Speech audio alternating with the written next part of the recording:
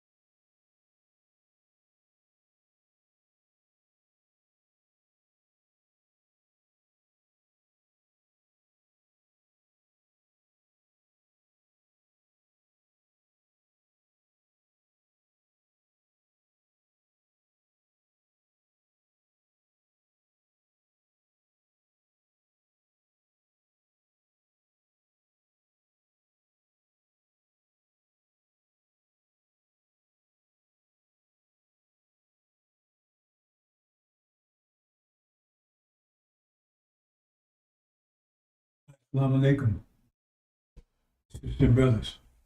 Suleiman Rahim here, Master Covenant, Breaker 7 Seals.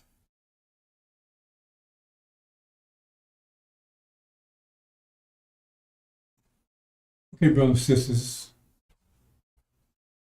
I'll talk about a few things.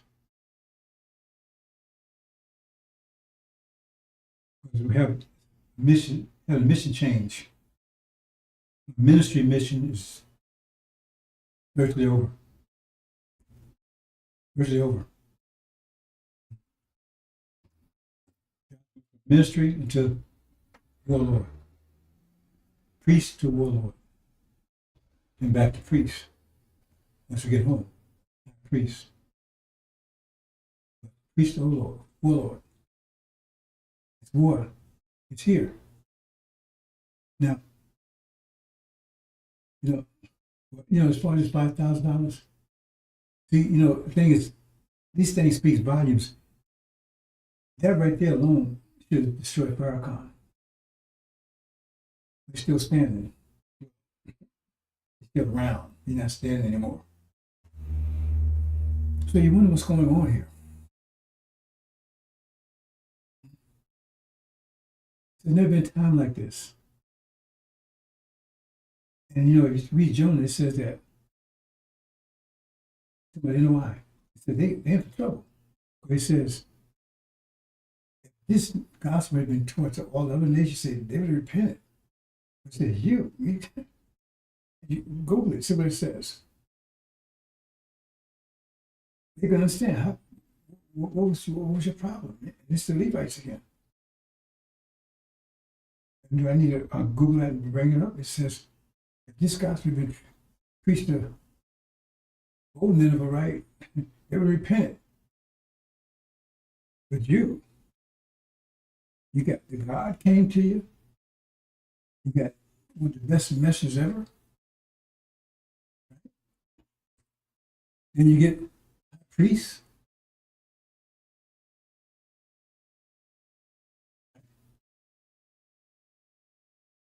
And still don't move. The enemy, I mean, I have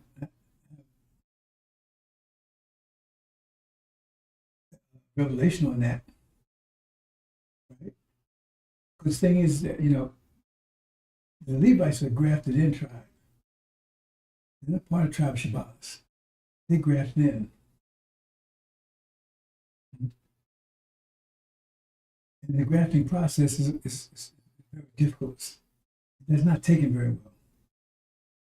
I'm not going to dive detail on that, brothers and sisters. That's part of the problem. There's other problems too. Let me Let me go through a few things first. Then we get back. It's going to be a short presentation for sure.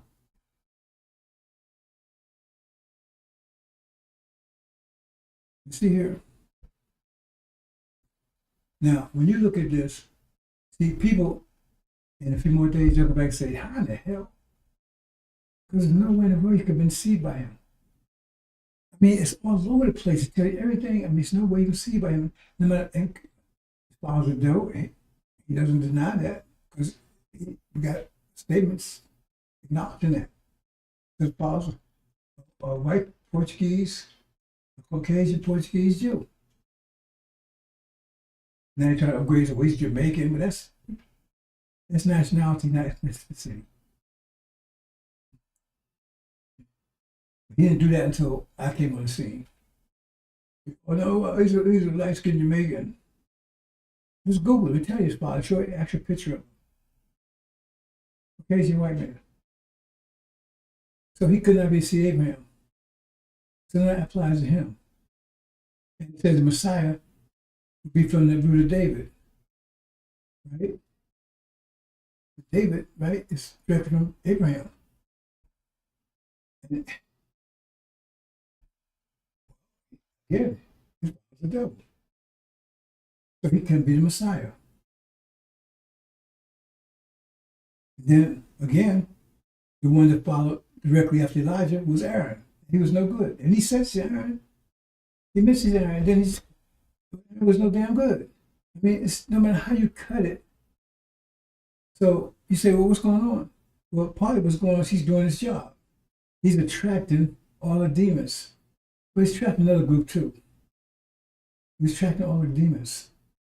That's what we want to do because they said separation has to take place. Separation between the chaff and the wheat. But it wouldn't take place until Stewman was on the scene. So you ask your question, well, how does he do that? How does he make the separation? Well, you know, you can use magnets to separate something, to separate the iron from the tin, right? You say, and iron's going to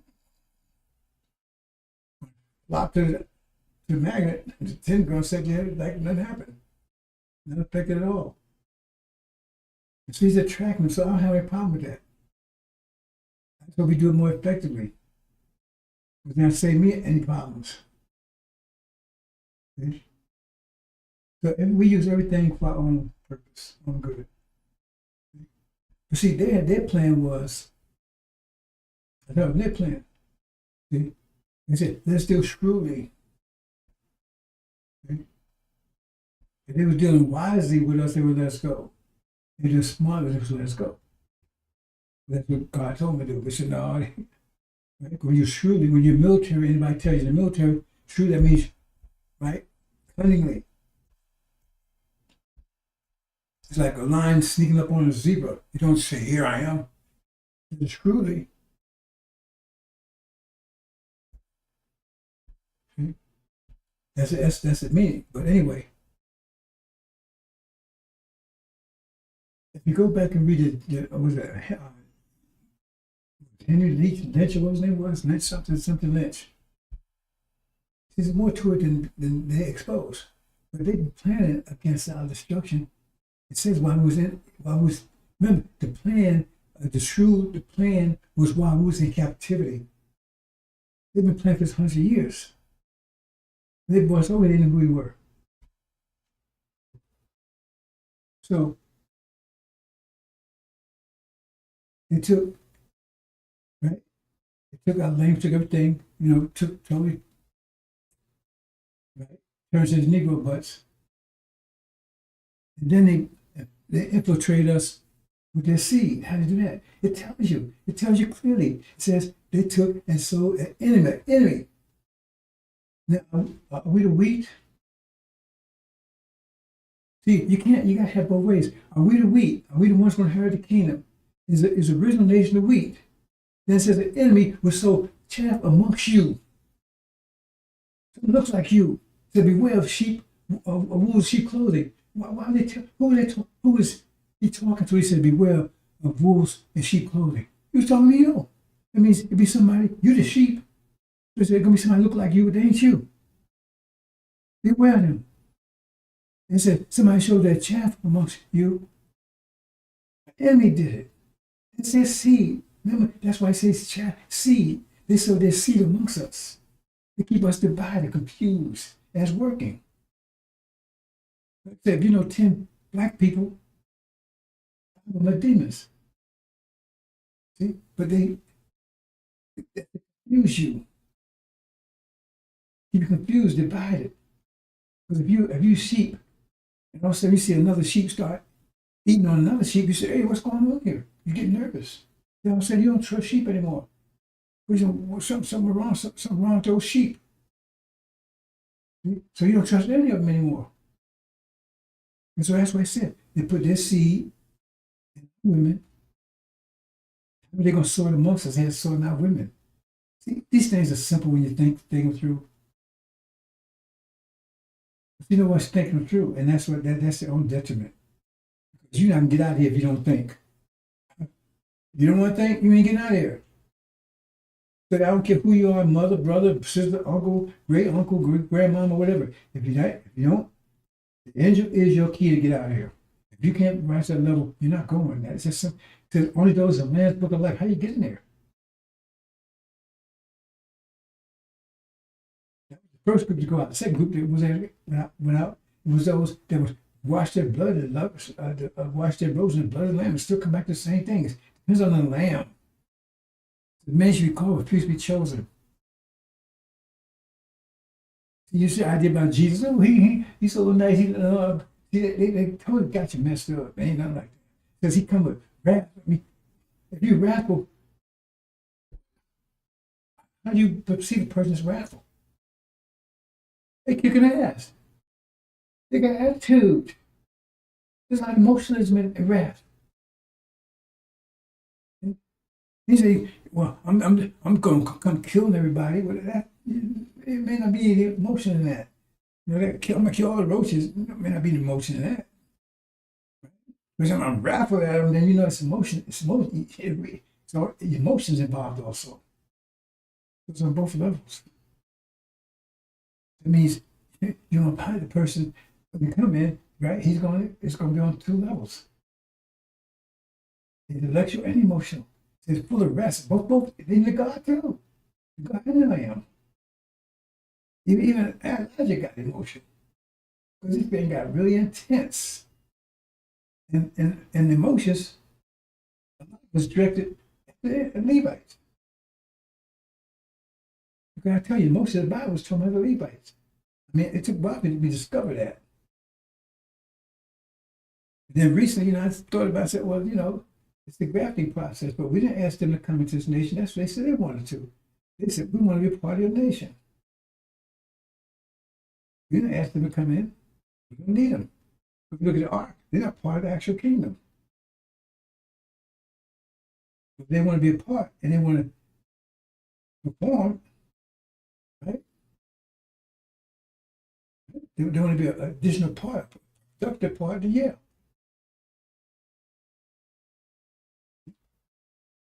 How they get remarkable. But the point is, if that just shows, we say, well, how? Well, because that shows it must be, if you put a magazine and the eye comes up, it must be all right. So I can go to the math of it. I'm not going to all that right now. I'm a deceased with going into that because my whole presentation from now on is going to be totally different, even if I have a presentation at all. But time is here now. 35 years explaining this detail. Right? And no matter how simple I explain it, you still get people just stare at you, look at you. It's going to be something else. It ain't going to be something else. It's not going to be something else. It's like I told you. And I'm not telling you this because that's the way I like it. I don't like doing this position. I don't like doing this. Really, you don't know how much I just like doing what I have to do. I do it 100%. I didn't ask to do this. It's totally against my nature. That's why the good thing about it is I'm not required to get followers because I had a stroke a long time ago. I said, I love my people, but I don't like dealing with them. I try to explain the difference between the two. Let me give a brief explanation. You like your heart, right? You like your lungs, right? You love all those parts, right? But if you got to deal with them, like, okay, heart, to beat, tell you to beat. You ain't gonna like them so much no more, because now, man, it's a burden. It's a burden, so you got to.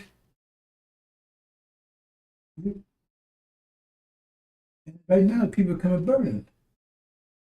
The elect wasn't a burden. The Levites was a burden.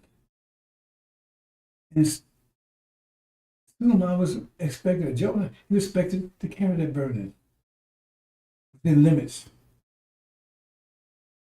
And so it got to, because pain is an emotional thing, it's not an intellectual thing. Confusion is an intellectual thing, but pain is an emotional thing. You put a lot of burden on somebody, it gets to the emotional level. And I find myself now, because I've been carrying this burden so long with these Levites, it's starting to have an effect on me. It's no story altogether that, I'm not getting to all the details of that. The point is, because at this point, they don't understand, I don't have to do this. I don't have to do this. The promise was made, the promise will be kept. If I had to do this, I would have to stay in tribulation with them too, wouldn't I? That's not what Scripture says. So at that point, hey man, you had enough. They're on their own. So why am I saying this? The thing is that I got a scripture on. Let me just move on.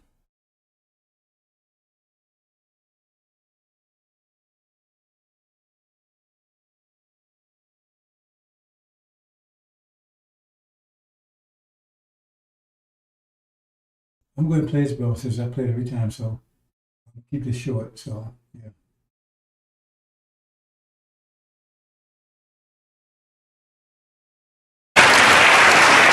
I gotta do this.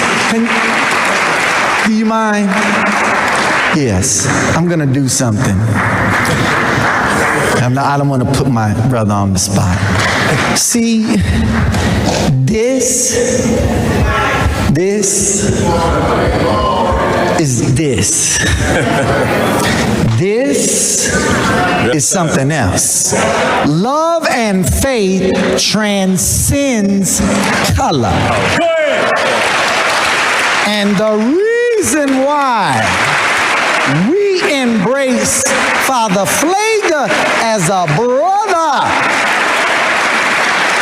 is because we find him on the battlefield of justice, being a true disciple of Jesus. And the last thing I'll say is, you'll never call us racist. Yes, sir. Yes, sir.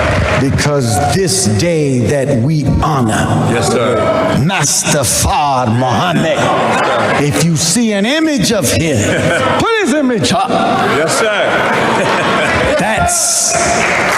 That's the man whose father was a black man and his mother a Caucasian. And how many of us have a parent that's a Caucasian or grandparent? It's not about color. It's about our submission to the will of God. And in that we find common ground and unity. Yes, sir. So I'm only one shade lighter than you, so. And Mustafa maybe 4 more shades lighter. We a family. Yes, sir. Let's stay a family and be a family and love each other as God would have us to love each other. We love you, Father. Happy Savior's Day. Thank you. I had to do that. We love you. Go ahead. One more time, brother.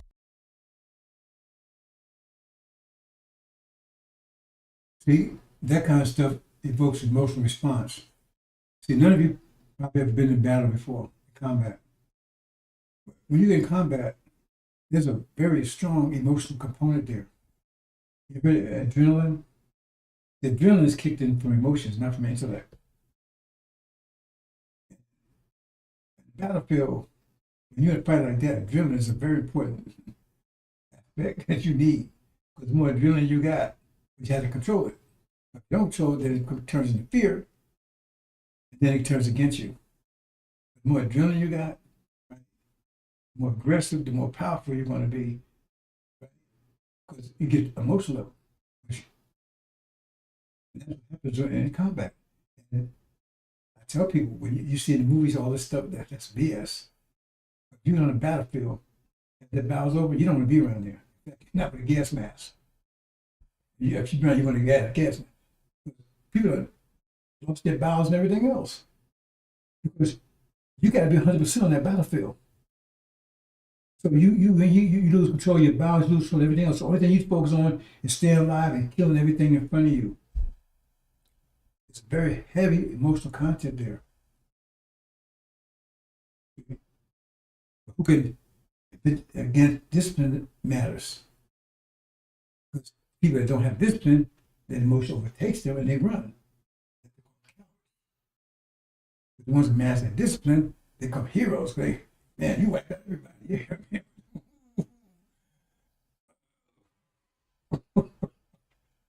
that's the reality of it. I'm just trying how things work, brothers and sisters. See, I know war's here any day now. It's like I said, I tell people you have to project, and people don't understand that. They need to project themselves into the situation that they anticipating. They perceive this situation based on how they feel right now. So things going mellow right now, they popping, bumping right, and somebody tell man, hey man, it's gonna be a days from now, man. They don't register with them because they eat now, they popping. If you project yourself into that and say, how would I feel when that thing, then you start preparing. See, it said in the Quran about, it said there was stuff, I'm pretty sure it's in the Quran, right? I'm pretty sure I know it's in Hadith, it's in the Quran, I'm sure. These soldiers that, the battle was coming on, and they went to this one believer's house, right? And he wasn't prepared. He said, well, if you believe, you'd prepared. So I figured maybe I'll look it up how the Quran speaks to that. But same thing. So people, they looking at it from heights. Right now, that's why nobody's preparing. Nobody's getting on top of this angel. Nobody's preparing. Because they did, right? If they had any idea how the tribulation would come, and they project themselves in that, man, they would be all over that angel. They'd be in there like, waiting on rice, take that away. But they project themselves, oh man. But they looking at them where they're at right now. That's affliction. So therefore, they won't move until fire hit them. That's what it says. They didn't move until fire hit them. For wisdom. Because they couldn't project themselves into that situation and say prepare for it. So they didn't move until fire hit them. That's Levi. They're not going to move until fire hit them. So me, I understand. I'm projecting myself, but right now it's really adrenaline is flowing. I'm getting hyper. Blood pressure's going up because I know it's about to happen. So I take my mind to my body's being affected by it. My body's getting adjusted. Like when you get hungry. Hungry is not. It's not. What do you want to call it?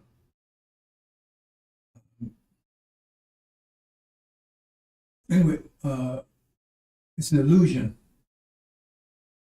because you're not really hungry. What happens is that you train yourself that you eat every time, certain time every day, right? So what happens is the pains you feel is your body's preparing itself to eat. That's what it's doing. Because I haven't been hungry maybe 20, 30 years because I already broke that. I already broke that idea, so I never get hungry. they're having hunger pains. If you eat 3 meals, they have hunger 3 times a day. They train themselves. And so right now, of course, that's you by preparing yourself to eat something. And so I find myself, like, I catch myself all the time because I know what's about to happen, and my body's automatically preparing for it. It's, I work hard at the gym. I do a lot of stuff. That's other reasons, but that's one of the reasons. I see myself getting more fired up. I see myself getting more intense. Because I know I'm prepared. So when it happens, I prepare for it. But the Levites, they won't prepare for it because they don't get burnt. And some won't survive the burning. They don't get 30-degree burns because they just can't hear it, but they don't hear it. Because you know they ain't prepared for it because their actions. Because you're not going to go from not knowing anything about math to be able to multiply in one day. Like that.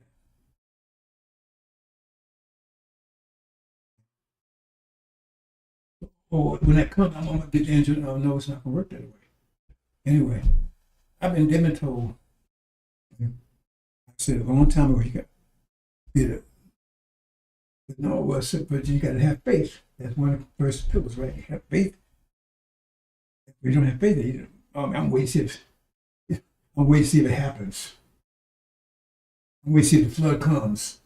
Oh, the flood comes. Well, I didn't participate. No, I wouldn't get here. You don't know. Hey, get the hell out of here. You wait to see it coming. If you had faith, you'd help build it. Now you see it, but now it's too late. And that's the problem they got. That's the problem they got. They're not prepared. None of the Levites are prepared, not one of them. They ain't ready for about to hit. They did have a total different reaction. They've been an angel like you would imagine. So they can talk all they want to talk. It's bullshit. I said, I don't believe in English anymore. I believe in actionless. So they're going, and that's why a lot of them will be lost. It says they'll be lost. Why people are lost for lack of knowledge. Knowledge of what? Knowledge of. Okay, I tell you what's going to happen, right? Now you say, well, ain't that knowledge? Is it? I told you. I mean, I could tell you, right, that the sun is green. That's knowledge. Is it right? But it doesn't become really knowledge if you act on it. Then it's really knowledge. It's something you heard. Like you watch this bro. When you hear these, do you study or do you just listen? Like Elijah, when he's teaching, I used to study. We just listening. So they heard what he had to say. They had knowledge. Or did they? So I really had knowledge.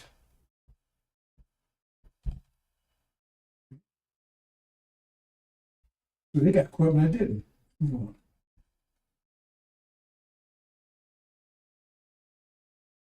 It says I can talk and talk and talk until I pass out. It says the Levites are not going to stand until the four winds blow.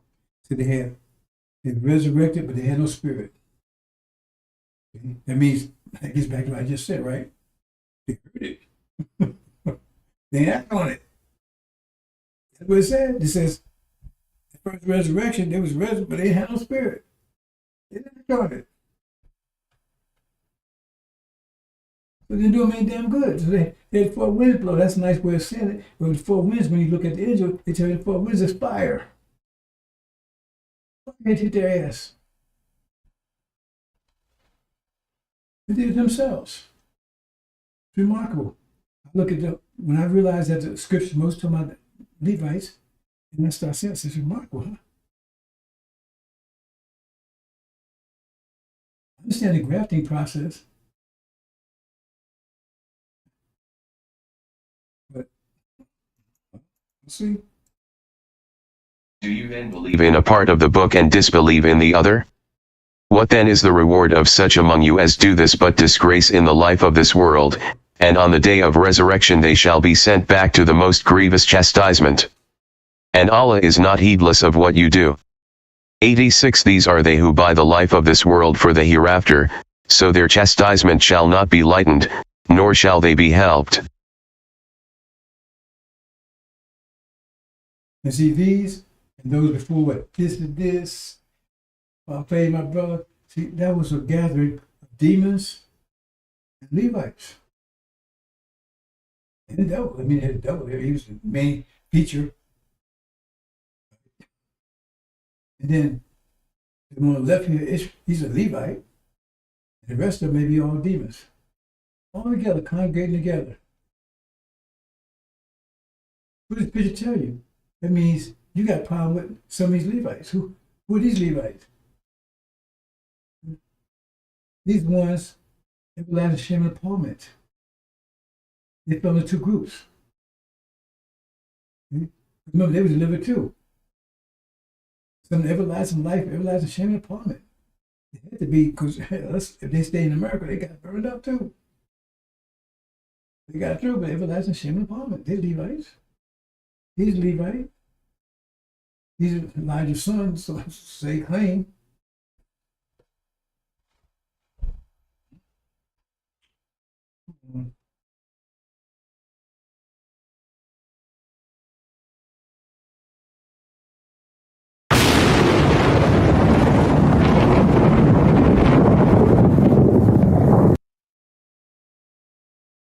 I'm going to go through this quite quickly. Well, no, I'm going to pass.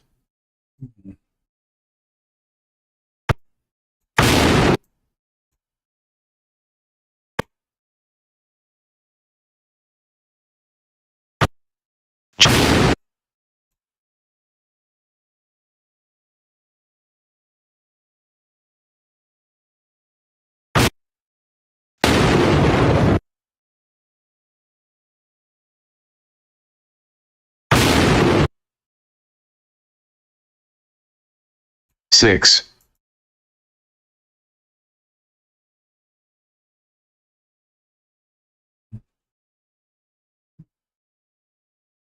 This goes against everything Elijah Muhammad taught, everything Master Muhammad taught.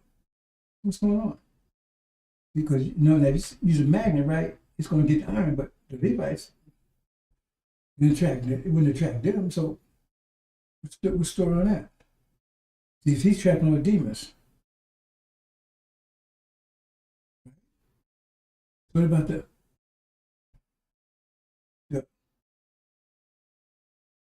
going astray Levites, I guess, right?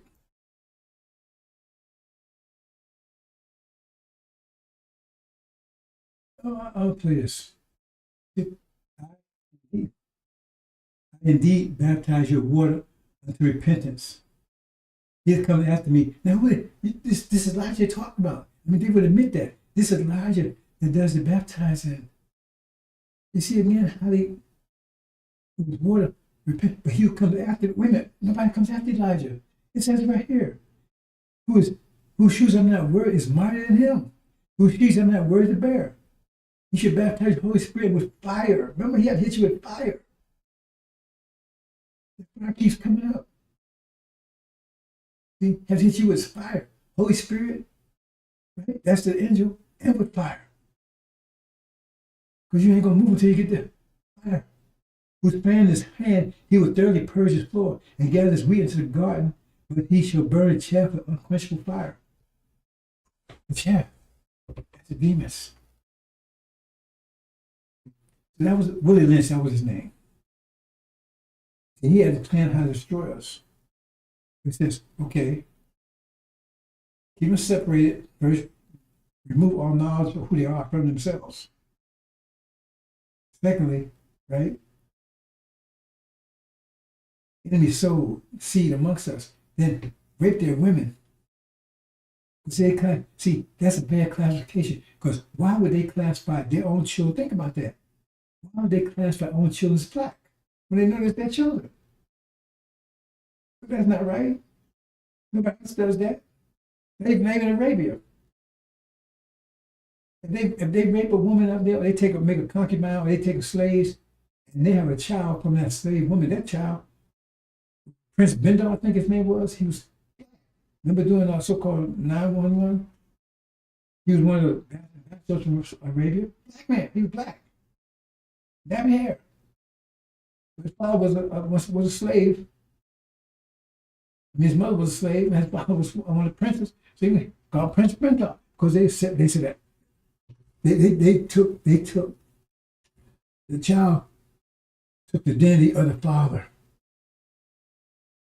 But not here. They said, no, you take the identity of your mother. You're all black. That tells you why they do that. They know better. They do it any place else in the world. They did to us because that was purposeful. Because they wanted to make sure we stayed divided. Because they put out, because they was putting wolves amongst the lamb, the sheep. They know by them they know they know it was different natures. I mean, how would they know we had different natures? How would they not know that? We already separate you niggers. We white people. We're chosen. And y'all. I mean, they tell you right there that you got a different nature because they accept you. You're in a different category. They know them children. His children had the same nature as them, but they classified it with us. Keep us confused, divided against each other. Because if you put wolves on the sheep, and the wolves close like sheep, after a while, the sheep are afraid of each other. Because they don't see why is that sheep eating other sheep? Why is it attacking other sheep? And so we got gangsters, drug dealers, and all that kind of stuff. In the neighborhoods, that's the demons. And they living off us, because that's what master after so-called slavery says, you can't live off us, you can live off of them. The preachers, the drug dealers, all that. They're demons. And we keep us divided and afraid of each other. That's why it says that's Suleiman's main mission was to separate them demons out. Okay? Let's move on. Right here, this right here. It says somebody will come after you. Like, well, okay, baptism of water. Okay, that's Master Muhammad here. If that's Master Muhammad, he says that Elijah is greater than him. And somebody's doing the baptizing, and so how you can cut this? I indeed baptize with water unto repentance. He'll come after me. It's mine and I who shall not worthy. But we know. So right here, no matter how you cut it, that can't be Master Muhammad talking. Elijah's coming in better than him. It must be Elijah talking. Somebody come after Elijah, but nobody's coming. See the confusion there? And then you got people. See, you got to look at these things carefully, but it's just logically. I'm gonna have to cut it in a minute, but you got to go actions. If somebody go ahead distorting the message and everything else, you got to just classify them as being enemies to the message. They are enemies to the message. I don't care if it's intentional or unintentional. They're enemies to the message. Distorting the message, enemies to the message. Well, I don't care what you meant. You put me in a wheelchair. I didn't mean you put me in a wheelchair. Oh, that makes me feel better now. You got to get that. Well, you want to think that way, think that way. I'm not telling you. I'll take information. Think like you want to think. Nobody's getting this. And it's to their own fault. It's their own detriment. Let's move on and then close. Here, beware of false prophets which come to you in sheep's clothing, but inwardly they are raven wolves. Ye shall know them by their fruits. I'm trying to do some damn thing. Right? Do men gather grapes of thorns or figs of thistles? Even so, every good tree brings forth good fruit. So some people ain't bring forth any damn thing. So what's that about? But a corrupt tree brings forth evil fruit. A good tree cannot bring forth evil fruit, neither can a corrupt tree bring forth good fruit. Every tree that bringeth not good fruit is hewn down and thrown in the fire. Therefore, by their fruit you shall know them. By action, their actions, not what they say. That's what it's saying here. Move on past this. And I'm going to get to it. I'm going to close. Here. Then Jesus sent them all to the west, Joshua, and went to his house, and disciples came to him, saying, declare us the parable of tares of the field. Remember, he answered and said to him, he that soweth the good seed is the Son of Man. He's spreading the angel. The field is the world. He's preaching the whole world. Right? The good seed are the children of the kingdom.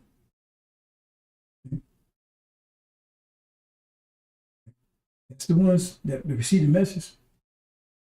Right? But the tares are the children of the wicked one. The enemy that sowed them is the devil. The devil's seed. All kinds of devil's seed. That means he's one of the tares. The harvest is the end of the world, and the reapers are the angels. Therefore, as the tares are gathered, burn. Therefore, as the tares are gathered, burn in fire. That's what happened to demons. Shall be the end of this world. That's about to happen. The Son of Man shall send forth his angels, and they shall gather out of the kingdom all things that offend. So you're not talking about the demons here. They that offend and which do iniquity. He's talking about the Levites here. They offend him. I tell people, I try to explain to them, but they don't get it. If you resist this, you get crushed. It tells you. Daniel says you get crushed. If you fall against it, you get crushed. If you get broken, if you fall, you get crushed. So you got, I made a new term, right? Negro Buddhism, I think I'll call it, whatever. Right? You got people, and it's stupid. Because I mean, how do you reward someone like that? Like I said, here you are. You got this house. You're trying to build this house, right? You got to put it together, clean it up, and everything else, right? Then you got some uninvited guests that come in. You ain't ask them to come in. You ain't ask for anything to help. They come in. But they don't help. They sit around, look, stare, get in the way.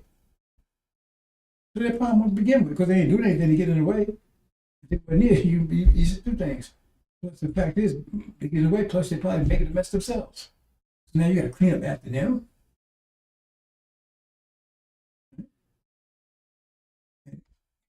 Get them out the way.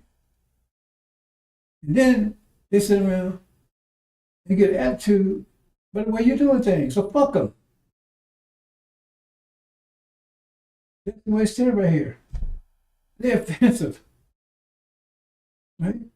And so cast their ass in the fire. Because they don't understand what's going on here. They have no idea what's going on here. Because nobody's playing games here. And you better read scripture again. Nobody's playing games. And I'm the wrong person to do that with anyway. My wife can tell me patient. Yeah, I do have it, but my patience now. That's stupid. I hate stupidity. I hate stupidity. I hate it. And that's some dumb shit there. I ain't asked you to come in here. I should bring your dumb ass in here. You ain't doing a goddamn thing. Then you might roll your eyes going to tell you to get on top. I don't get the hell out of here. So he don't give him that chance. He just grabbed their ass and threw it in the fire. And he said there should be wailing and gnashing of teeth. Then shall the righteous shine forth the stars of kingdom. Then now the Levites cleaned up those who survived. Demons are moved out, and these clowns, these Levites, ignorant ass, dumb ass Levites, they're removed. So if you ain't helping, then you hurt. You know, in between. The thing is, it says, he come with wrath. It gets to an emotional level. And it gets to an intense emotional level with the Son of Man. Why? Because he's got to carry the whole damn load. He said, God put everything on him. He said the burden, how he said this? He said the burden of the king was on his shoulders, the whole world. He got to deal with it. He got to go to war with the whole goddamn world. So, 10 horns? Who make war with the beasts? You got to take out the demons. Damn. You got time for your bullshit?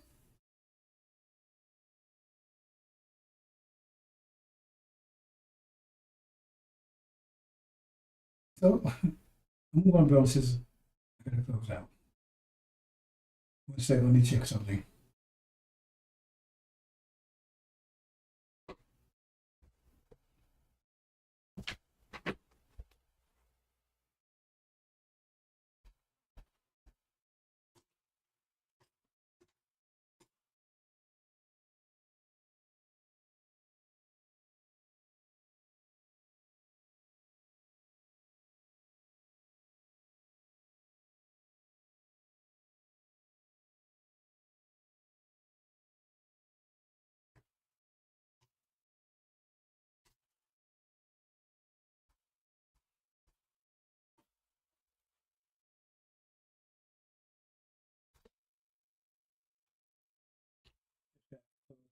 Sisters, but I've been at war with these demons. Said that's my first battle. War with these demons for 35 years. Then it's come to a head. Comes down on his knees. Piece of shit in the bag. He's out in a minute. And the whole scenario, I'm talking about 35 years, is in place. Wars in the Middle East. They know it's about to break any day now. They're closing in on us with Trump. You missed that one. It says, why do they say the last Trump? They'll say trumpet. Trump. Look at all kinds of hints there. Everything is in place. It just, like, everybody's at the starting line, and then you got to blow the whistle. It's all right there. So I'm ready. I'm preparing myself for it. I'm all fired up because I know I got to be. I'll be 77 in a few more days. I'm all fired up. People say, man, you seem like you about to go to war. Somebody said that to me at the gym today. I do. Because we are. I've been the greatest warrior ever seen apocalypse. I'm prepared for it because I know it's going to happen. And I ain't waiting till it happen. Okay. So, there you go. That's where we are right now. Adrenaline's a little hyper.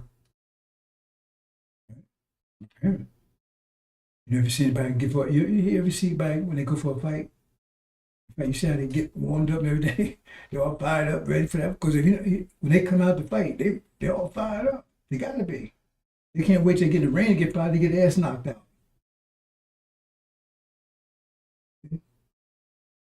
And none of you out there, especially Levi, they have no idea what's coming. That's why it's gonna be a shock of the hour. That's why I said they gotta flee in all these signs there. They gotta flee in terror. Why would you gotta flee like that? If you saw it coming, you would have to flee. Like they're telling you flee in panic. How's that gonna work?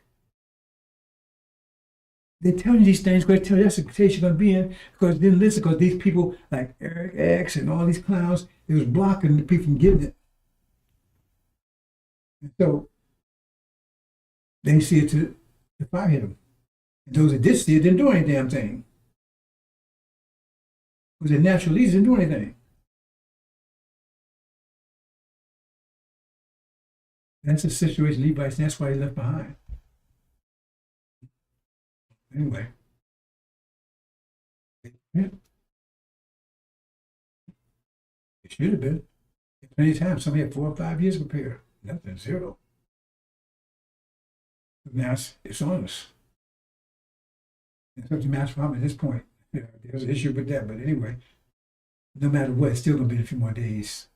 Maybe not exactly, but it's going to be a few more days, that's for sure. Because you look at it, you sure need to see the engine for that. Because you listen to what's happening, listen to news, listen to social media. Well, let's say one last thing, I'm not against that. But anyway, America, because, no, I'm not against that. Anyway, that's where we are. Well, I said a little bit. You know, the violence you see in America. I'll just touch on it because, like I said, when you have pressure, mass times acceleration. So the lower your mass is, the lower your structure is, the more the greater temperature is going to be. The pressure is going to be exactly the same. So you got two pressure zones. Well, pressure is equal. One mass is 1. Say acceleration is 12. One mass is 2. Another mass is 6. So if he's 2, 6 times 2 is 12. So his acceleration is 6. But if he's 6, his acceleration is going to be 2. So he's going to make him move around slower because he has a greater structure. So that's why America, lower structure, they move around much faster. That means more collisions. That's why they got so much. I mean, when I heard it, I knew it was going to be violent. Like I told people a long time ago there'd be a lot of violence. But they said almost nearly 400 mass shootings in this year alone. Can you believe that? It's going to get a lot worse. There's other reasons, but that's about the basic reason right there. They show you America's at the lowest structure. Let me say the devils. That's one way of saying it. And the balance, right? And then what happened? We finally realized this next energy wave, it's going to go up. It's going to go up. And if America's this violent right now, pressure like 10, what the hell is back with pressure? Get 20. So your collisions, all the cars collided 10 miles an hour. Oh, back up. Fender bumpers, right? What do you call it? What do you call it? The pressure, okay, because at that level, if it doubles, now everybody's colliding at 30 miles. Those cars getting towed, people getting killed. See, somebody said, why you mentioned something like that before? I says, I can't mention every damn thing. Says you gotta stop figuring something out. Explain that so if we get another energy wave, right? It means the pressure's gonna increase all over the planet. It means it's gonna be more high because America got the lowest. Plus this planet's even lower. Acceleration. I mean, its temperature's hotter than any place else on the planet. It was hot, right? This is what they have right now. If we still in the dead zone, we haven't moved to, if we haven't realized that new energy, which we're going to realize any day now, that means the violence is going to be off the page here. It was almost 400 mass shootings a year. How many is that? See, you see, let's say 400. It'd be 100 every season, right? Every 3 months. It'd be like 30 every month. That's one a day. That's almost one a day. A mass shooting every day. Which day is going to be like once? Let's just show you one indication how it's going to be here in America. They want to stay here.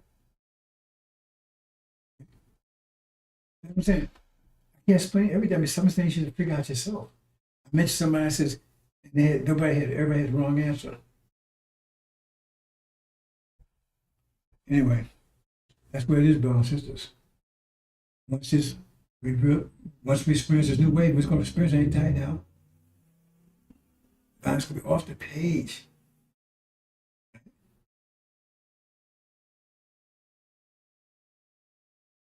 Here and follow here in Europe. Europe is next. That's why the Armageddon's going to be Europe. Because they have discipline to control it. That shows you right there. That's no sorry. I'm going to leave it there, brothers and sisters.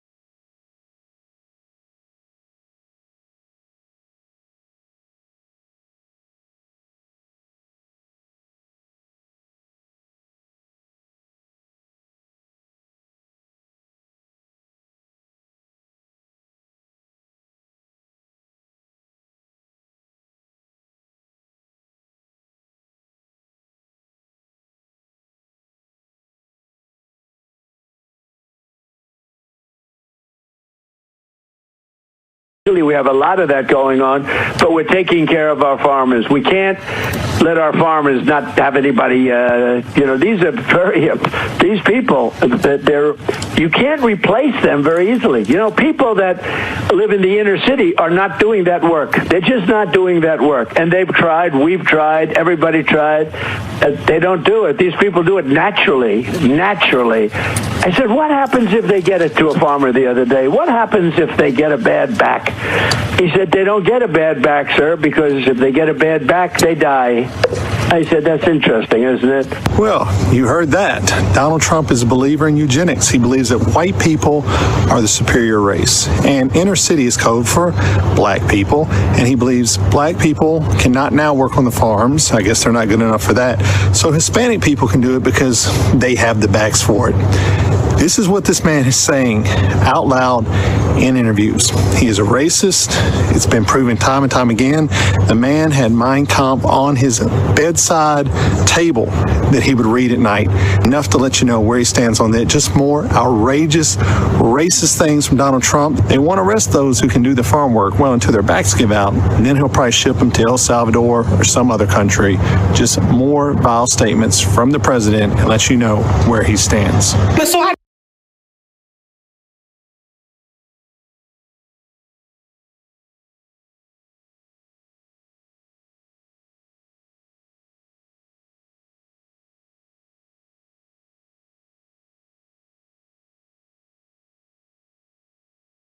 When they were arresting people for praying outside of abortion clinics. I mean, I do think the UK, and I say this as, someone who is half English, I think it's like reached, or it is quickly reaching a point where democratic reforms are going to be pretty tough because of the demographic change.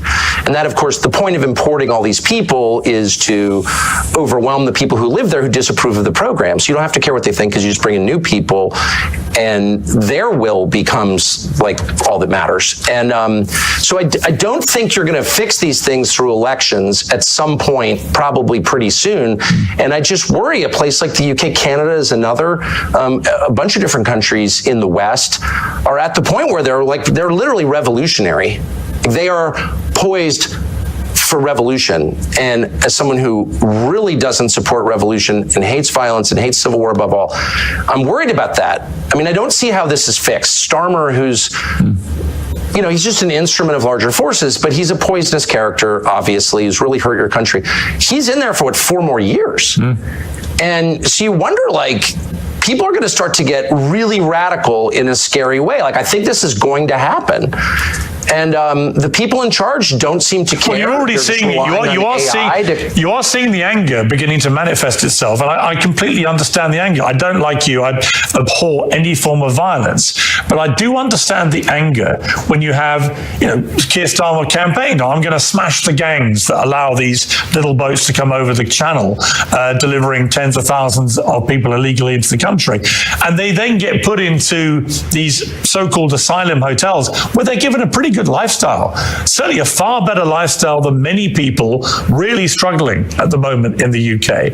And of course, far from smashing the gangs, it turned out yesterday that he's smashing new records for the number of people coming in illegally on the boats. Of course. It's out of control. And the British public are reaching a point of saying, we are done with people coming in illegally and being treated better in a more comfortable and more luxurious manner than we treat our own people.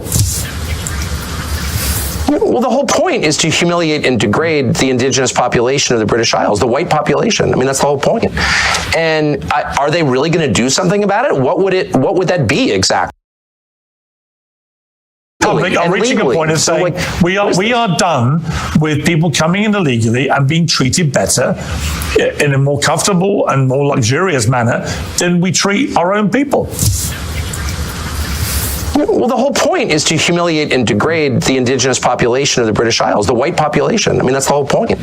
And are they really going to do something about it? What would that be exactly? You'd really have to force a lot of people to go back to their countries of origin, millions of people, and you need to do it really soon.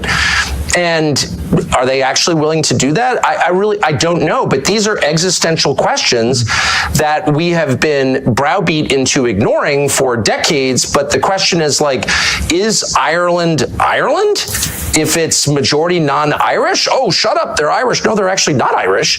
Same with the UK, same with England, Scotland, Wales. Like, it's all changing so fast. Nothing like this has ever happened in all of history, except when, say, the Mongols swept across the steppe and raped everybody. Like, that was true demographic change on this scale.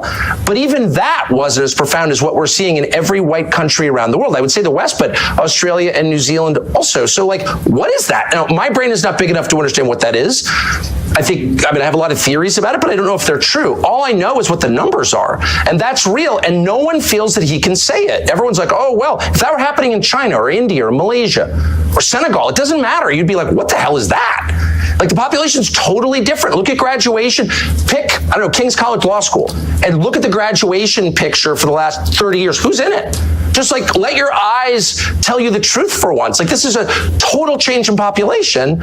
Is it better? Is it worse? Can't have that conversation. Who's pushing this? Does the population want it? The population clearly doesn't want it. There's no polling that's meaningful on the subject. I mean, there's no referendum on it. You don't get to decide. You've got no voice in it, other than you get to go to jail if you complain loudly enough about it.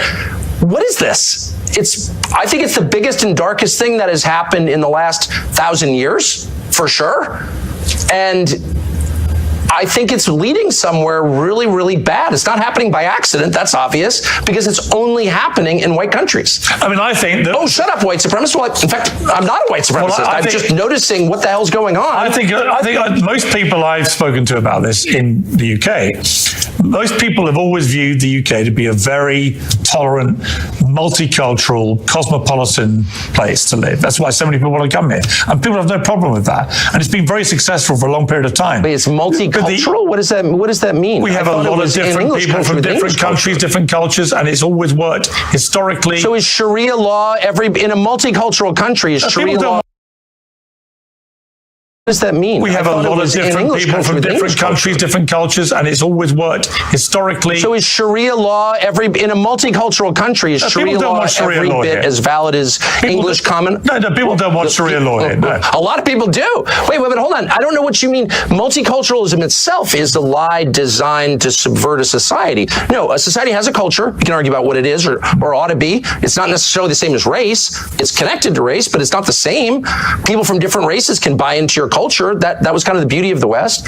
But a multicultural society is not sustainable. There's never been such a thing. Is one culture will dominate. Hang on, Tucker. Surely the United States of America, given the very way it was created, is the epitome of a multicultural society. And my point I was going to make to you was... It's absolutely not. No. It's a multiracial society. Yeah. Though it was not actually a multiracial society up until pretty recent. It was just like 90% white for most of its existence, but whatever.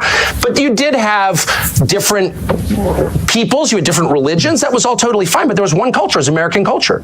There's no such thing as a multicultural society. It's not sustainable. One culture will overwhelm the other. Again, it's not the same as race. It's not identical to race. It's connected, but it's not the same. But multiculturalism is by definition insane. No, it's never happened. It never will happen. One culture will predominate. It will impose its values on everybody else. I mean, the gay thing, which was not a thing 40 years ago, gay was a slur, all of a sudden becomes multiculture there. There's one culture, and it's required. And that's true in every society, because a culture is a commonly agreed upon set of values, which in their firmest form are called laws. But those values can evolve. This is true everywhere. But those values can evolve. Of course they evolve, but there's only one set of them. It's not multicultural. There's one set. You worship one God in every society. Sorry. Your country's values were established by the United States Constitution, and that's had, 26, 27 amendments, right? So your own values, as determined by the founding fathers, they have evolved and been changed to accommodate changing times. There's no doubt. Look, I'm not even arguing against change. That's natural. It's natural that people's views evolve. So the culture changes. Once you start rejecting the laws of nature, then you're doomed. But let me just say, no, of course, societies change. I get it. All I'm saying, I'm making a very discrete, specific point, which is multicultural multiculturalism as an idea is laughably stupid. It has never worked. We never had it anywhere, and it never will exist because it's contrary to human nature.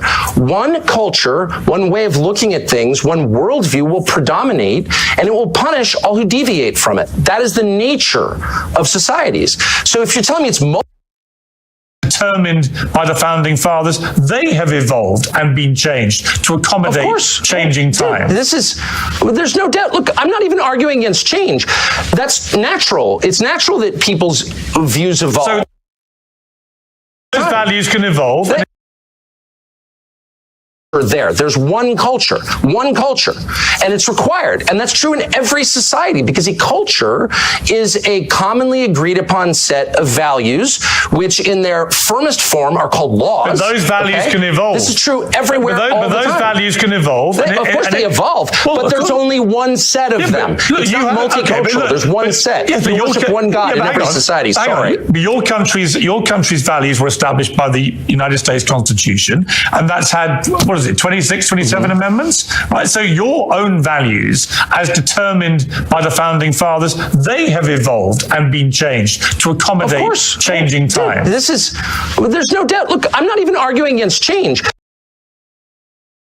Natural that people's views evolve. So the culture changes. Once you start rejecting the laws of nature, then you're doomed. But let me just say, no, of course, societies change. I get it. All I'm saying, I'm making a very discrete, specific point, which is multiculturalism as an idea is laughably stupid. It has never worked. We never had it anywhere, and it never will exist because it's contrary to human nature. One culture, one way of looking at things, one worldview will predominate, and it will punish all who deviate from it. That is the nature of societies.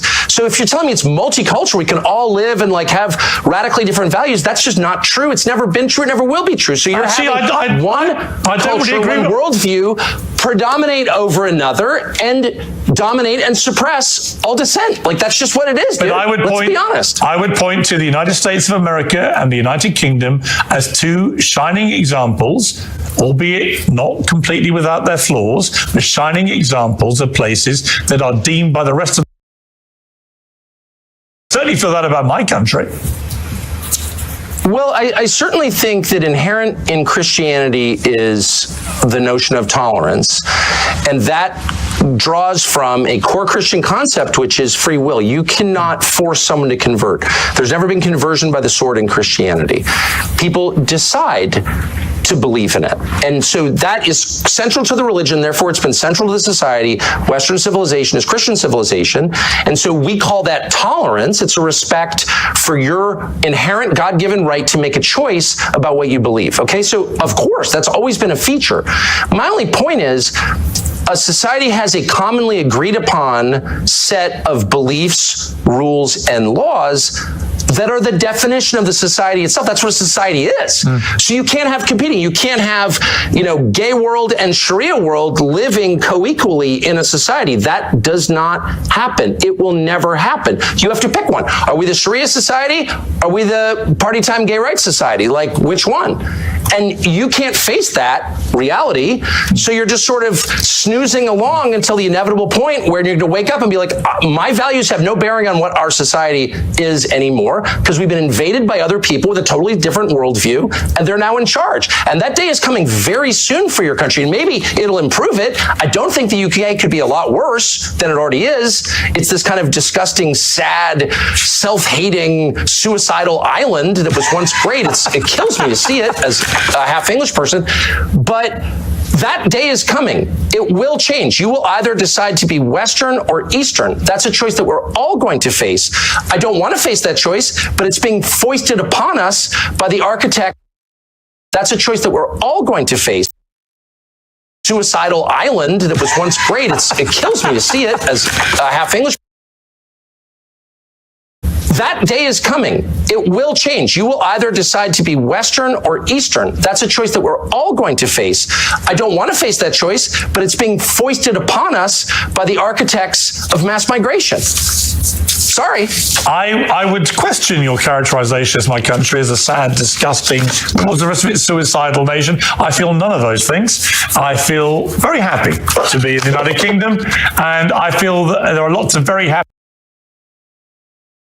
Our system, the Western system, which is very distinct from the Eastern system, very distinct, and it's distinct on this one precise point, we believe, and have always believed since this country was founded, since your country became, not a pure monarchy, but even when it was a pure monarchy, the belief in the West, because of Christianity, was the worst thing you can do is punish the innocent. That's the worst thing you can do. That's worse than not punishing the guilty.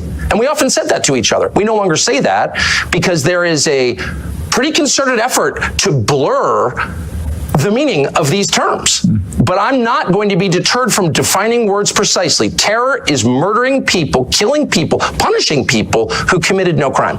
Period. So when the Israeli government says it has repeatedly that even though over 20,000 completely innocent children are believed to have died in their response to what Hamas did on October the 7th at the hands of the IDF, there are many on the pro-Palestinian side who say that Israel is behaving like terrorists too in the way that they have gone about conducting this war. Would you go as far as to say that? One of the things that I really object to now is this relentless focus on Israel, which, by the way, is a foreign country that I have nothing to do with.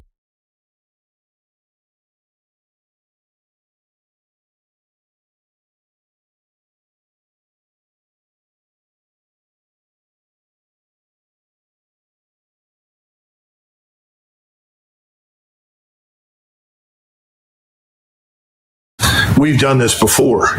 Now, maybe today things are different, and we will end up living in a nation that is sharply divided and may ultimately produce something else.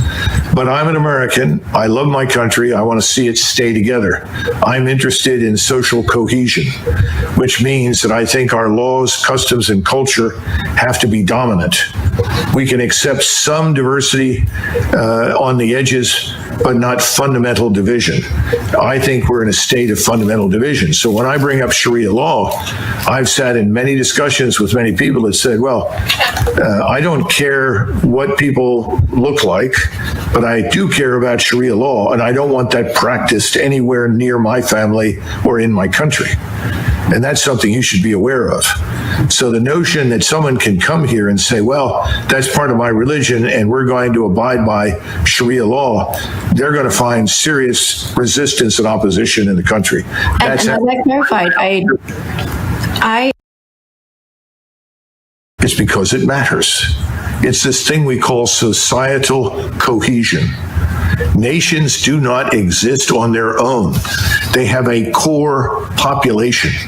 Our core population from the very beginning was always at least 80% European and Christian and about 15 to 20% African. But when you start bringing in huge numbers, millions, who are fundamentally different from the core population, you are going to get violence, anger, and conflict. How many times have you heard people say, if you bring people in from the developing world, what do you get? The developing world. And now we've got that. You can't bring in hundreds of thousands of people from Somalia, plant them, of all places, in Minnesota, and then be shocked that, no, they're not Americans. They're not really interested in being Americans. They're foreigners living on American soil. Nobody wants to say that publicly. If you do, oh, well, you're a racist. Well, you know, the world is full of racists. The real war that's going to decide our fate is not going to be fought anywhere overseas. It's going to be fought right here inside the United States. Are we going to survive as a republic, as an English-speaking republic that rests on the foundations of Western civilization? Or are we going to become something else? One point that is Constitution was completed in 1789. I think we had 5 million people living in the 13 British colonies. We were 90% white, that is excluding the Africans that were in the country who had been brought here as slaves. But we were 90% white. We were 90% Protestant. And this may be hard for you to believe, but the people that wrote that were trying to protect all of the Protestant sects from a state church on the model of the Church of England and the Roman Catholic Church. That's one of the reasons it was almost 100 years or more after that before people began to finally accept Catholicism as a religion, because it was viewed as political power. My point to you is the Constitution is outdated. The way we are governed is outdated. It has to be re-examined. Nobody in 1789 imagined that anybody would come to the United States except another lunatic, religious fanatical Protestant who hated the Church of England. That's what people feared. That's what they thought of. The Constitution that we have does many good things, but I would argue that the Bill of Rights is ultimately more important. The Bill of Rights is vital and essential, and that needs to be defended. But the Constitution and the way we govern and the things that we're doing, it's out of date. It doesn't fit our needs. And that's back to my comment on something given has no value. You have to earn it. And we haven't made anybody earn their place in this country. I'm talking about people like me that have been here forever. My first ancestor stepped off the boat in 1681. So we've got to get back to some notion of national service, because national service promotes national integration. It addresses some of these problems that you're discussing. Now, I know that you may not want to conform and may not want to be as I am, but I'm an American and nobody questions that. Nobody ever will. If you don't want to stand out and be questioned, then I suggest that you change your appearance, because I don't think it's life or death for you to wear what you wear. I think this conversation. It's not fine, because it's leading to violence that could have otherwise been avoided. You see, every great nation, every large nation can always accept some number of people into its ranks that are different from them. It's always been the case. But if you suddenly import millions, which is what's happened here and happened in Europe, then you threaten the core gene pool. What I'm trying to tell you is there's a problem. And we can all pretend that there isn't, and you can insist there isn't, but that's the view. And I think it's incumbent upon all of us to address it truthfully and openly. Stop pretending it's not a problem. It's a problem. I mean, what's also a problem is white supremacy, and that's. No, because you're saying you're different, you're going to remain different, and you don't think that if that's not compatible with being an American, then the hell with it. That's what you're going to do. Well, then what do you make then of, white American people who convert, let's say, to Islam and choose to cover? Are they not American anymore? Listen, if they want to do that, that's obviously their business. I don't know how many are out there that do that. I think again, it's ill-advised.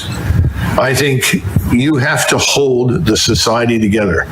There has to be an agreement on certain things, customs, culture, way of life. And unfortunately, if you're going to practice rigidly a brand of Islam that demands certain things, and this is why I asked right off the bat, do you support Sharia law?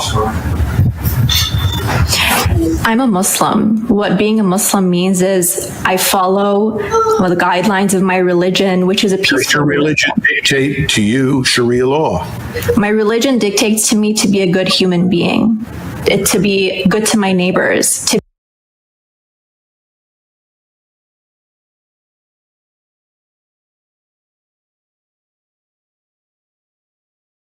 that the most powerful force in today's Republican Party is represented by what Charlie Kirk said. It is this drive to make America a white Christian nation. I got to tell you, this is what they say privately.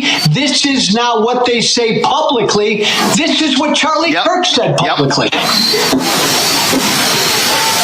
And Joe, again, one of the reasons I wanted to have you on, because you know these people very, very well.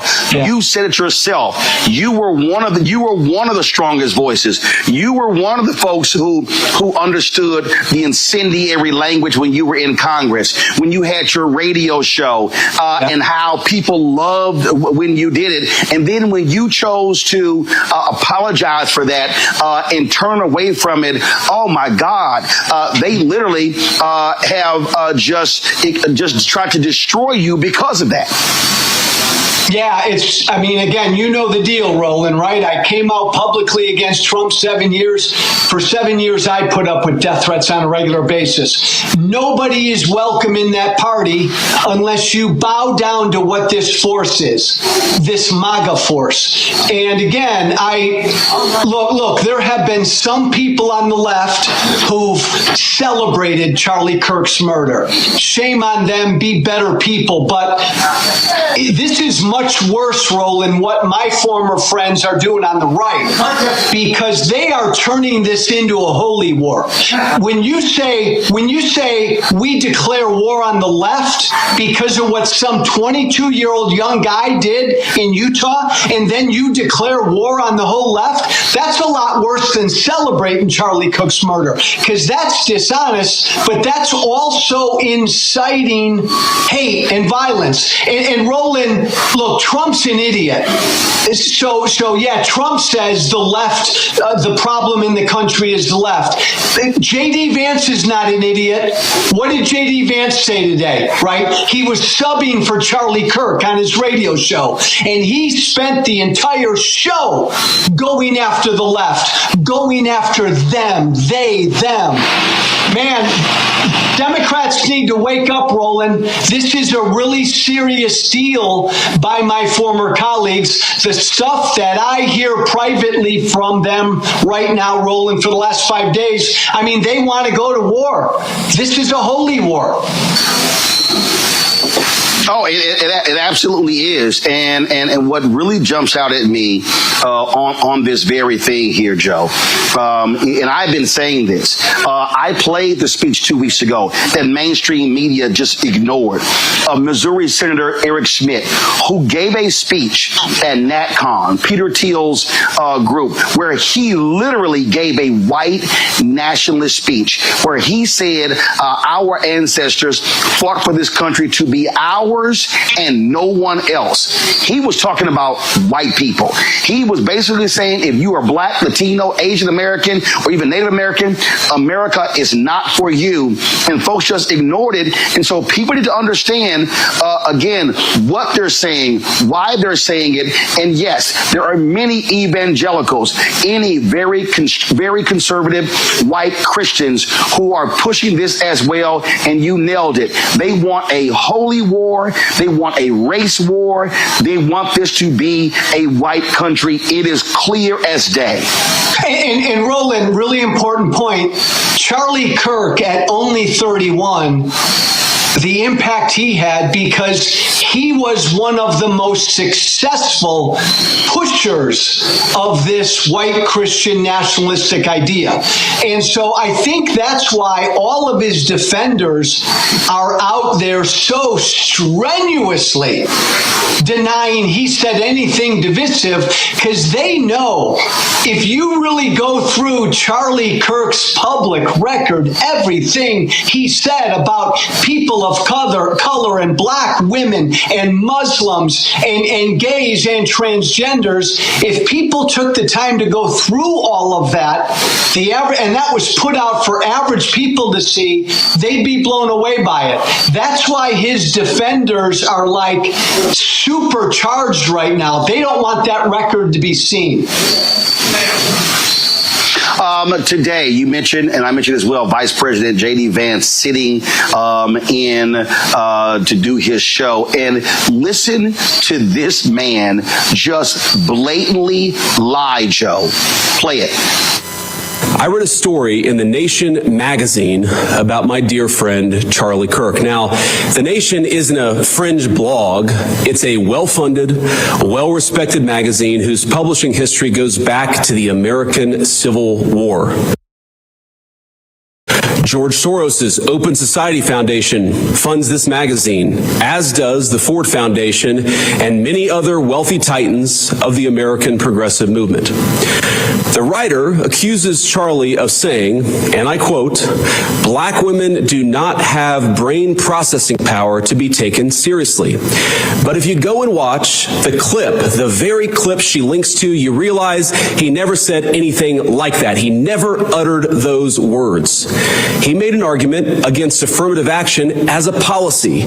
He criticized a specific Supreme Court justice as an individual. He never said anything about black women as a group. He made an argument for judging people of all races and backgrounds by their own individual merits. Bullshit. Okay, Joe, this is actually what he said. No, Roland, that's utter bullshit. In fact, you know, if we would have said 3 weeks ago, Blake, if we would have said that Joy Reid and Michelle Obama and Sheila Jackson Lee and Ketanji Brown Jackson were affirmative action picks, we would have been called the racist. But now they're coming out and they're saying it for us. They're coming out and they're saying, I'm only here because of affirmative action. Yeah, we know. You do not have the brain processing power to otherwise be taken really seriously. You had to go steal a white person's slot to go be taken somewhat seriously. Play cut 52. But I rise today as a clear recipient of affirmative action, particularly in higher education. I may have been admitted on affirmative action, both in terms of being a woman and a woman of color. All right, Joe. He literally said it. Not only that, Vance lied. Soros does not fund the nation. So he sat there and flat out lied. And Roland, remind me, what's J.D. Vance's job? He's the vice president, and yet he had time today to do a radio show for a former right-wing podcaster. I mean, look what they're not even, Roland, they're not even subtle about it, what this White House is doing. They believe, man, the path to victory is fear, hate, and division. And that's what they're putting out there. That was Charlie Kirk literally going after 4 accomplished black women by saying they didn't have the brain power to get where they got. This is what he believed. And this is what MAGA believes. And that, again, Roland, broken record, that's why Charlie Kirk was so damn successful, why he had such a big audience. Yeah, and not only that, you take Nick Fuentes, who's to the right of Charlie Kirk. The night of or the day after Kirk was shot and killed, Fuentes had 200,000 people watching him live. And so what you have this fervor. And so when I listen to Trump and Vance and all of these people talk about, how the left, they're indoctrinating. No, and you know this very well, the indoctrination. We've had people who formerly with Turning Point USA put out videos talking about how it was really this cult-like figure, this messianic figure, as they sort of set Kirk up as, and how they want them to follow that. And so that's what's going on here. These people are not trying to have open dialogue. And not only that, Joe, you take Trump, okay? Trump was very clear in saying he was not going to call Governor Tim Walz after those 4 folks were shot in Minnesota. 2 were killed, including former Speaker of the House and her husband. Now today he's saying, he never even heard of Melissa Hortman, and if the governor had asked him, he would have, of course, lowered the flags to have staff. I'm sorry, he's also lying. He knew about her. He knew about the shooting, but he was so arrogant that he said, 2 Democrats, a Democrat Speaker of the House shot and killed. Yeah, I don't care, but lower the flags to have staff with Charlie Kirk. Flies body on Air Force 2.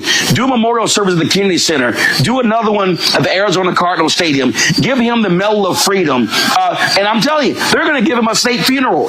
That's what you're seeing right now. And then you got Peter Hegseth going after members of the military who said anything negative in the aftermath of his death. You've got Kirk supporters creating a database of people of every social media post. And then even Vance said stating in the podcast, you call their employer. So the so-called free speech people all of a sudden are saying, if you say anything negative about Charlie Kirk after what took place last week, we're going to come after you, come after your job. Oh, I thought they hated cancel culture, Joe. Yeah. Roland, I remember back in my right-wing radio days, I would come on every day, and there was always some story about some leftist group on a college campus that couldn't handle speech that made them uncomfortable to say. Roland, this is scary, and you and I are old enough, man, to remember huge figures in American history who were gunned down, struck down, military leaders, civil rights leaders. We are treating this 31-year-old podcaster, MAGA influencer, like he's Jesus Christ. So I come from the right. Why are my old colleagues and friends on the right doing this, Roland? Because the right wants a religious war. Let's just call it. They want a civil war. They want a holy war. That's why they're putting him up to be some Jesus-like martyr. Absolutely. I mean, Glenn Beck literally came out and said he was a civil rights leader. Oh, my God, stop it. Stop it. I've seen people say, I've seen a lot of these videos, I'm leaving my church because my pastor did not mention him. This was a Christian warrior. And let's just be clear. You said it, white Christian nationalists. It's slaveholder religion. We heard a lot of this stuff during slavery, during Jim Crow, things along those lines. And this whole idea about, it was about debate. It was about, exchange of ideas. I mean, come on, let's just stop it. And so we see what's going on here. We see the games that are being played. And then what gets me, Joe, is this whole deal of, oh my God, the left, how they indoctrinated him and the accused killer going to a university. The dude was at a university for one semester, Joe.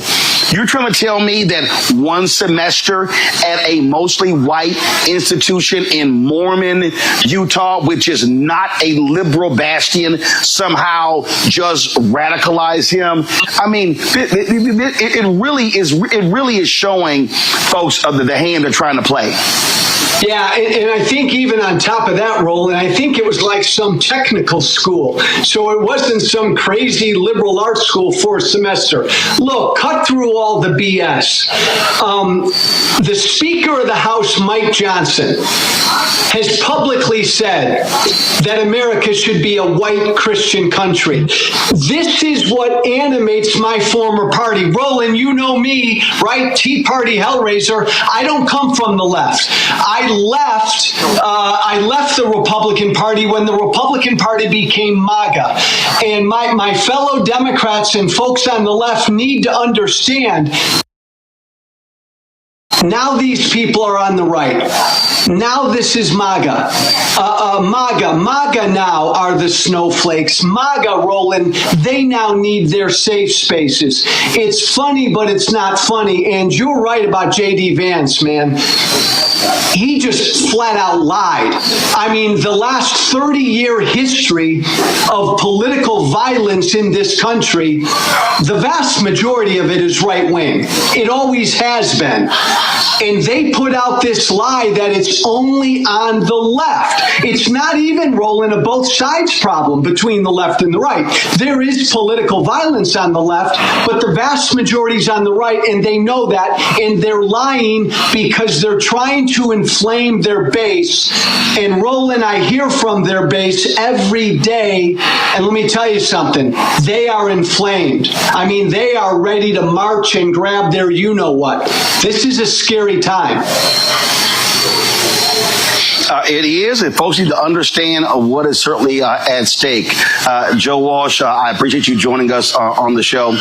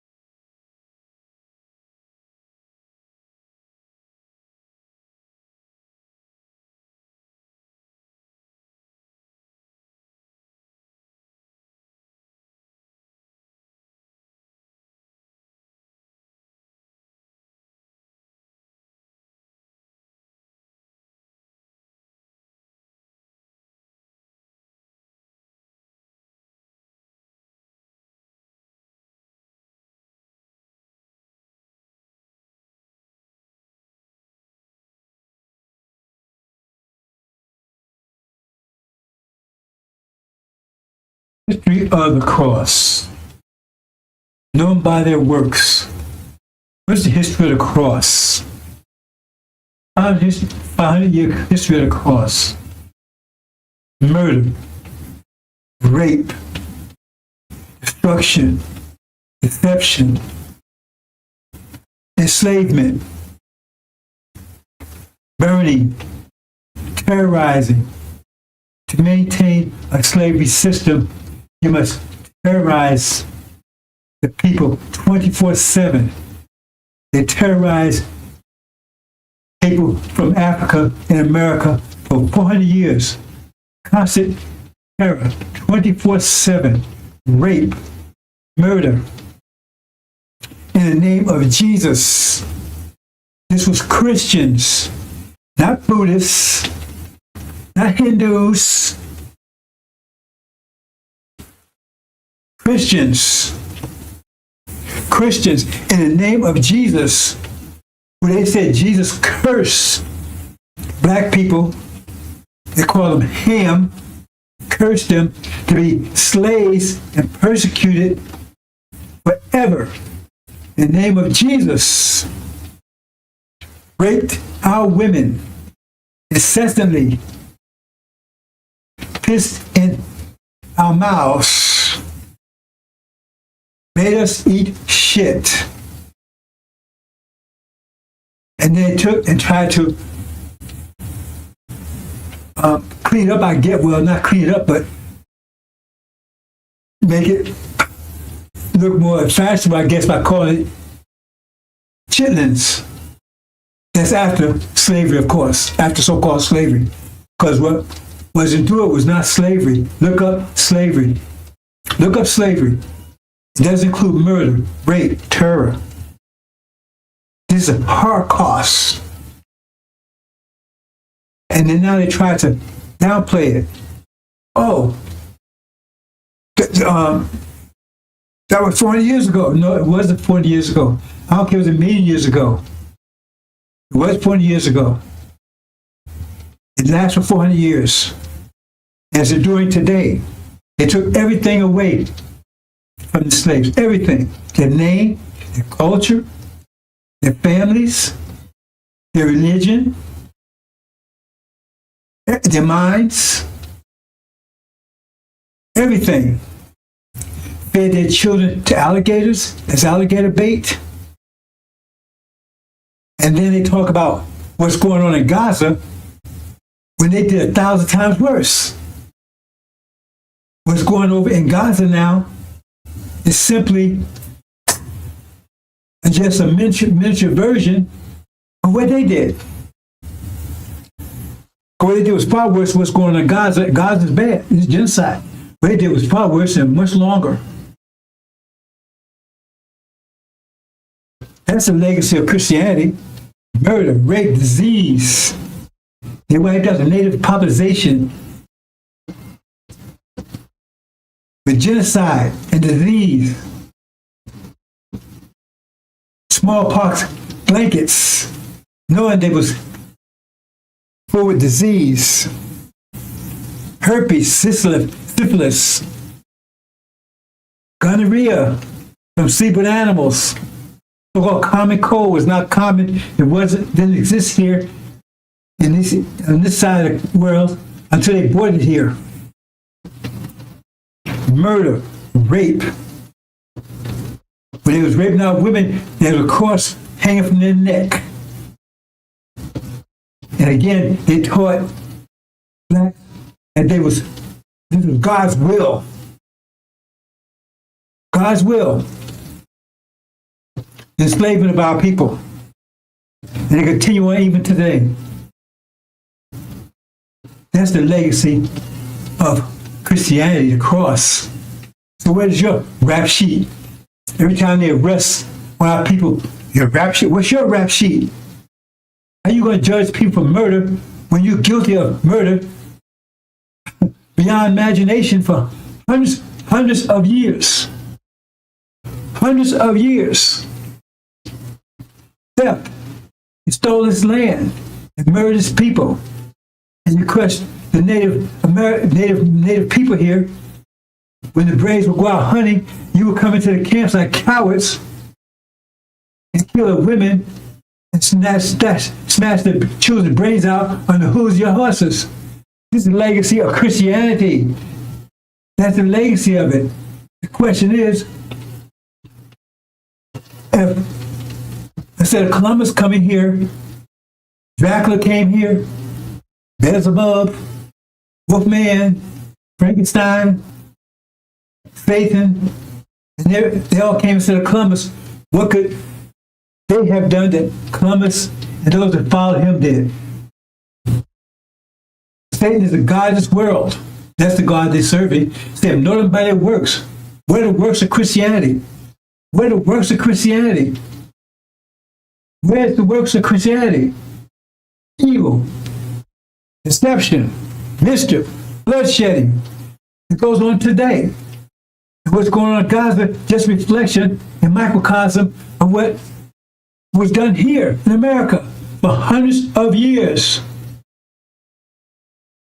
Raped out women incessantly. They would even rape while they was out in the fields picking cotton. They would jump off their horse and tell them to bend over and rape them. And tell them to keep picking cotton while they was doing it. This is the kind of stuff that they would do. Make one slave defecate and slave and slave in the mouth of another slave, and then bound it up so they couldn't spit it out for 7 days. That's a legacy of slavery. You did it all in the name of Jesus. That's a legacy of slavery. Legacy of slavery. 40 years plus. Legacy of Christianity. Legacy of the cross. That's the legacy. That's the true legacy. So whose works are those? Who are you serving? Who are you serving? The legacy of the cross. Where's your rap sheet, America? Gog? Where's your rap sheet, Magog? Britain? Where's your mateship? Where's your rap sheet? Antichrist, false Israel? What's your rap sheet? Then they colonized Africa. They're stealing from ripping off everyone. It's the legacy of Christianity. It's been ruling for over 500 years. And now, the threat of nuclear war to finish off everything. That's a legacy of Christianity in the name of your Jesus.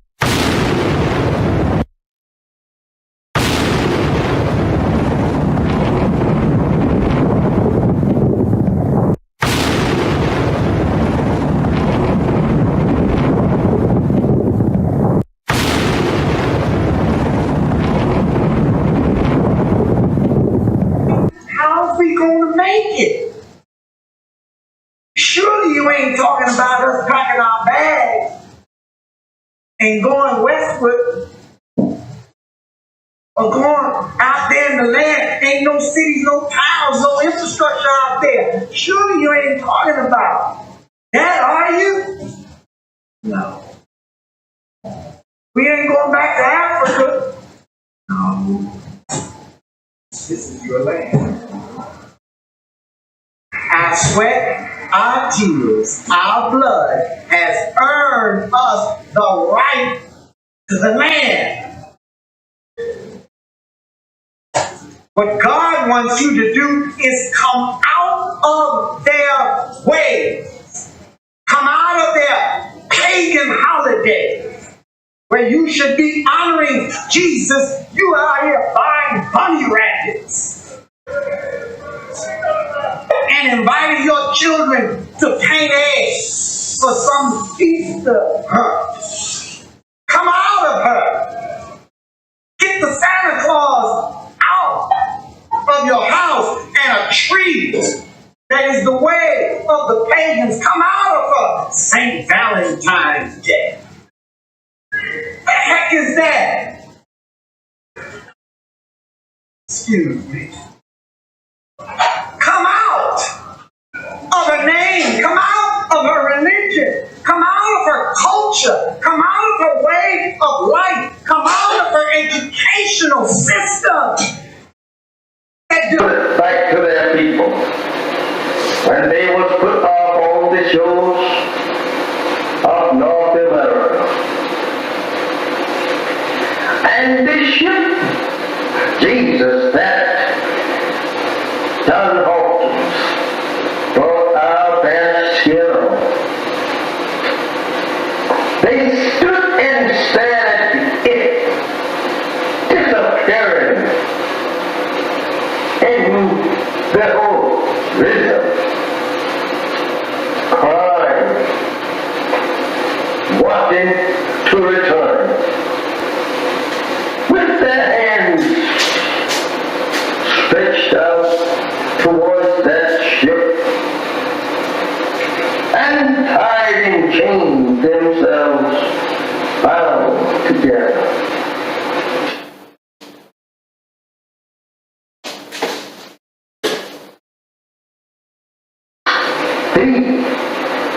And when they was put off on this memorable shows, they stood there staring at that ship that brought them to a strange land and a strange people who could not speak either one's language.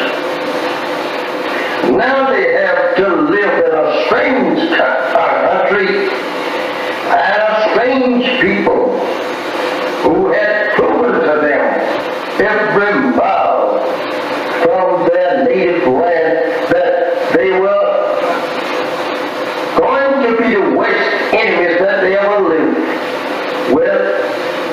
They were going to be the people that would destroy them. They soon discovered that on this ship that they were being brought here on. I don't know how we should say anything in the name of Jesus of good for us when this ship was named Jesus. This is how that we have always been deceived by the white man, trying to use Jesus, the name Jesus, to lull us off in a mental sleep, thinking that we are on our way to heaven. This is terrible. My beloved brothers and sisters, this is very hard for us to even to accept today. Imagine our parents standing crying to return to their native land and people, and you here today crying to stay with the very enemy that brought our fathers in subjection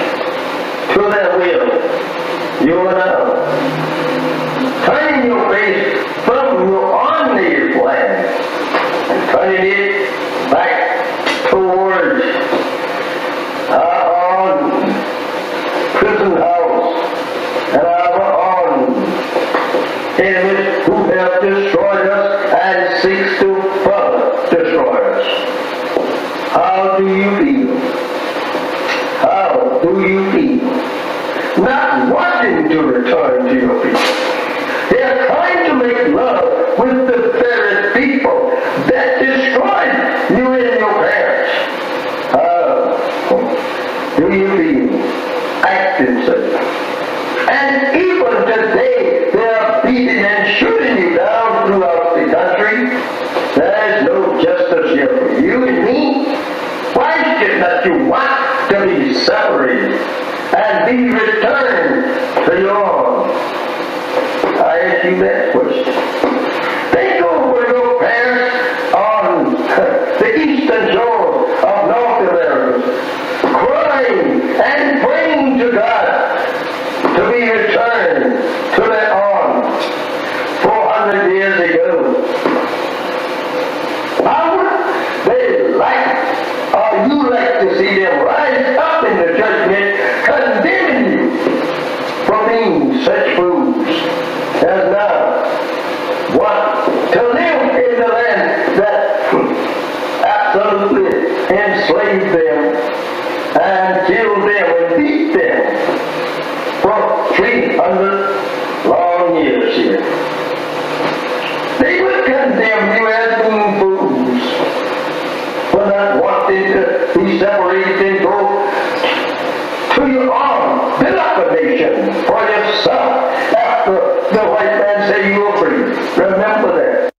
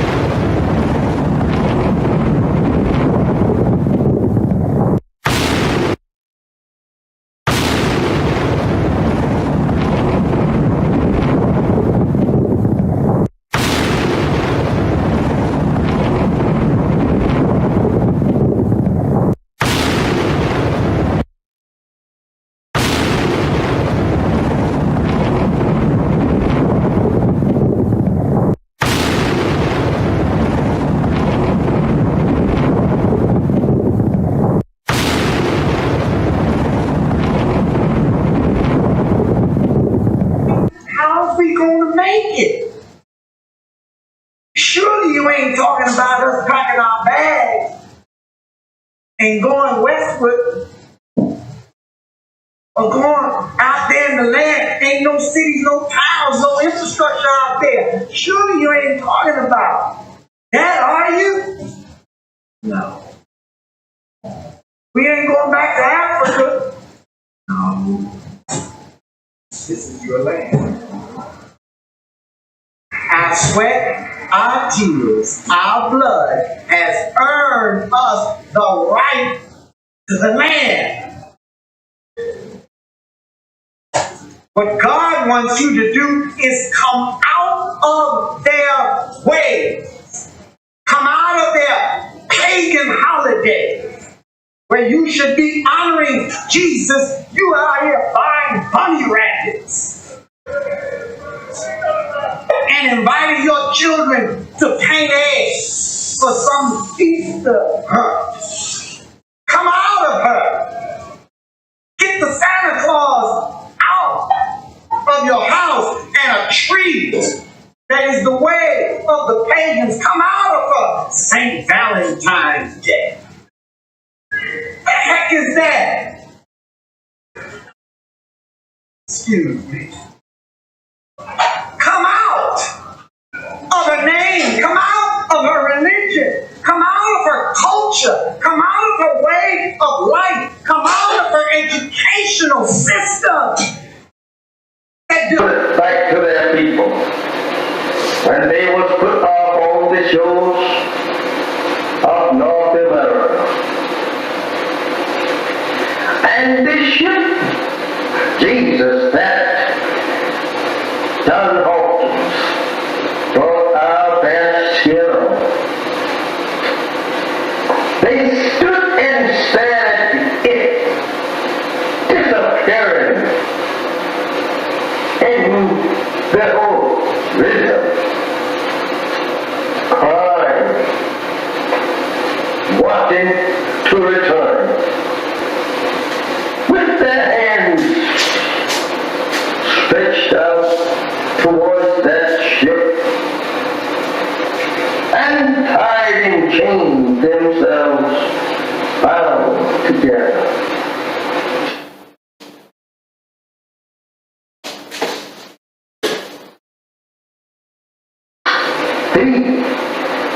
And when they was put off on this memorable shows, they stood there staring at that ship that brought them to a strange land and a strange people who could not speak either one's language. Now they have to live in a strange country and a strange people who had proven to them every mile from their native land that they were going to be the worst enemies that they ever lived with. They were going to be the people that would destroy them. They soon discovered that on this ship that they were being brought here on. I don't know how we should say anything in the name of Jesus of good for us when this ship was named Jesus. This is how that we have always been deceived by the white man, trying to use Jesus, the name Jesus, to lull us off in a mental sleep, thinking that we are on our way to heaven. This is terrible. My beloved brothers and sisters, this is very hard for us to even to accept today. Imagine our parents standing crying to return to their native land and people, and you here today crying to stay with the very enemy that brought our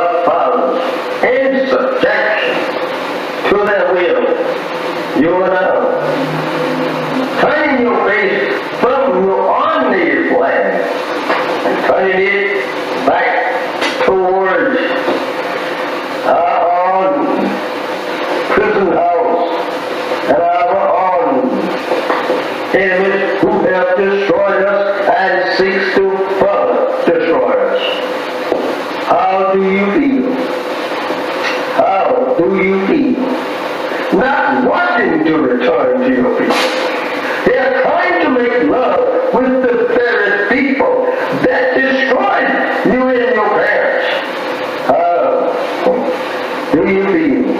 Acting safe.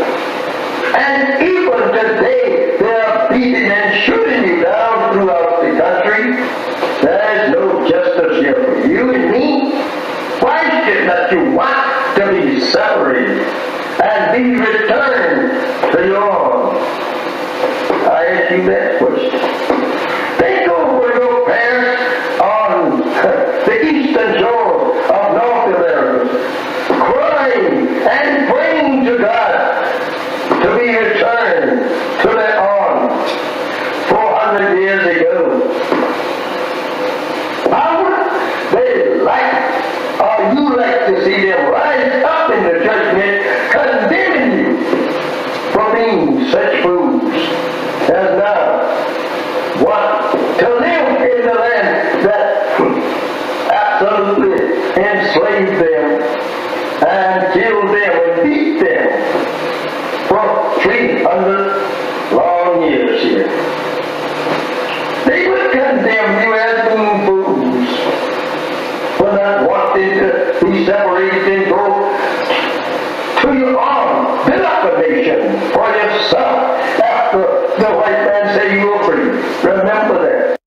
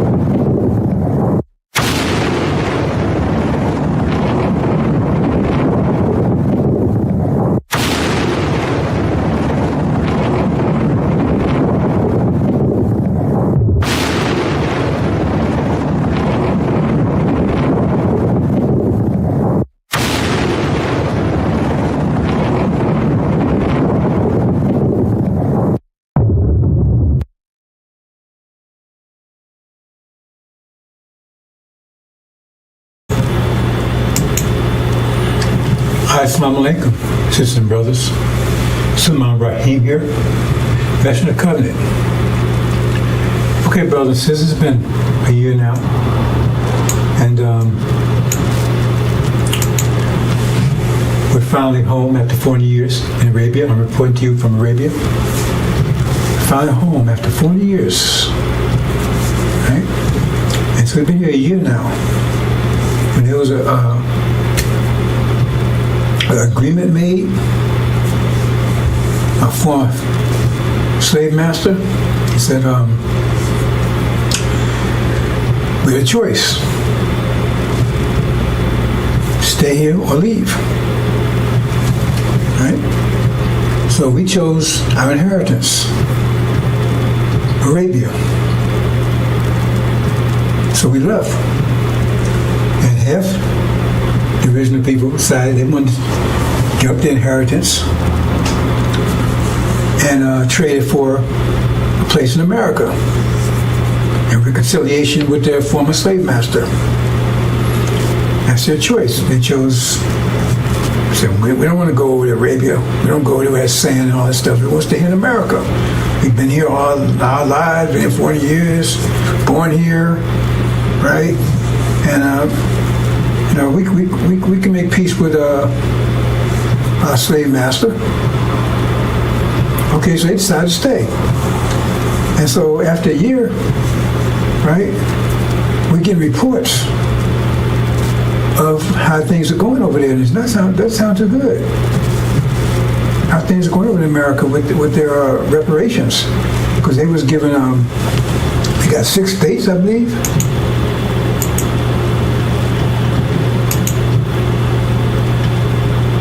Yeah, see? Yeah. Yeah, they got those 6 states right there. That's what Farrakhan told them. They was listening to Farrakhan. Farrakhan promised them, they stay there, 6 states, right? Had their own land. And they can make reconciliation with former slave master. They're not devils. They're not devils. They're human beings. They just had a rough, they were just, did some things wrong, but now they're going to make amends and make reparations. So 6 states, and in addition to that, they gave everybody $1 million. Everybody stayed $1 million. Okay? Say, thank you, Farrakhan. They're so happy. Thank you, Farrakhan. Thank you, Farrakhan. Man, you got 6 states. That's what you promised us. We got 6 states. They're thanking you. Thank you, Farrakhan. Right? And this was a year ago. They got the 6 states. Thank you, Farrakhan. Right? Everybody got $1 million. Everybody $1 million. And they're rejoicing. Oh man, they're so happy. Hey, we made it. We got America, man. We got reconciliation for a master. We got 6 states. Everybody got $1 million. We're all rich. That was a year ago when we left. So we're in Arabia. They're still back there in America. And now we're getting reports a year later.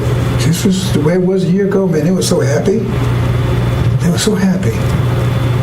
Right? And now we get reports of what's going on right now. Let's see.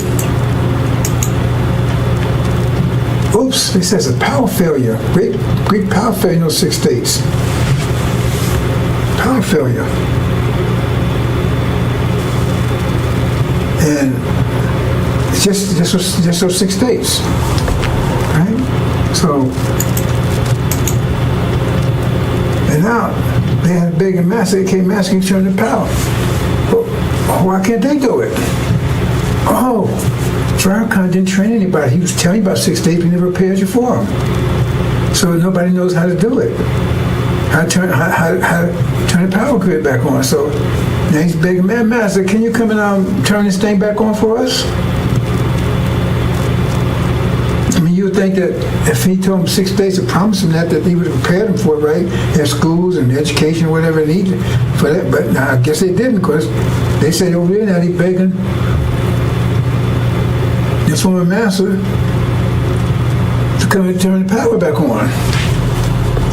And then what? I mean, this is all that's happening now. I mean, I'm getting these imports in now. A year later, it's like they're coming in every hour. Power grid failure, right? Then say, oops, crop failure. All of a sudden, they looked at the farmers when they done the farmers said, oh. So then, master, what's happening here? How come right? Our crop. They found that the land they gave them wasn't that fertile. A year later, nothing's growing. Crop failure. And now they master, what's happening here? Right? And And then, I mean, all these things, every hour that's coming in, right? And then they look, you know, and they had, you know, a year ago they had plenty of food on the shelves, right? And now, they look there now and all the food's gone. It's gone. And she said, what am I going to do here? Food's gone. The house is empty. So he said, Master, we need some food. Well, how come you can't put your own food? I mean, you want your own country. You got your own states. That's your country. Then you run it. What are you calling us for?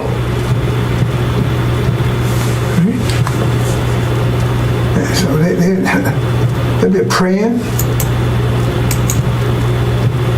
And then, oops, no fuel.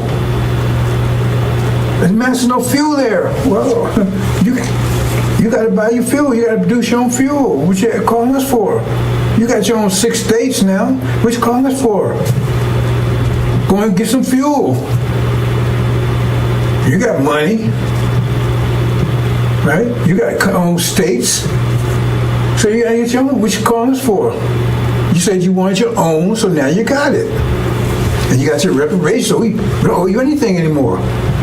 We don't owe you anything anymore, so what you calling us for? We don't owe you anything. You said you agreed to 6 states and $1 million per person. You took that instead of your inheritance, what you call the Abrahamic covenant, Arabia.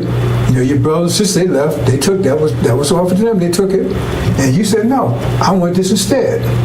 So now you got it. So what you calling us for? Oh, no communications. Oh man, no communications, right?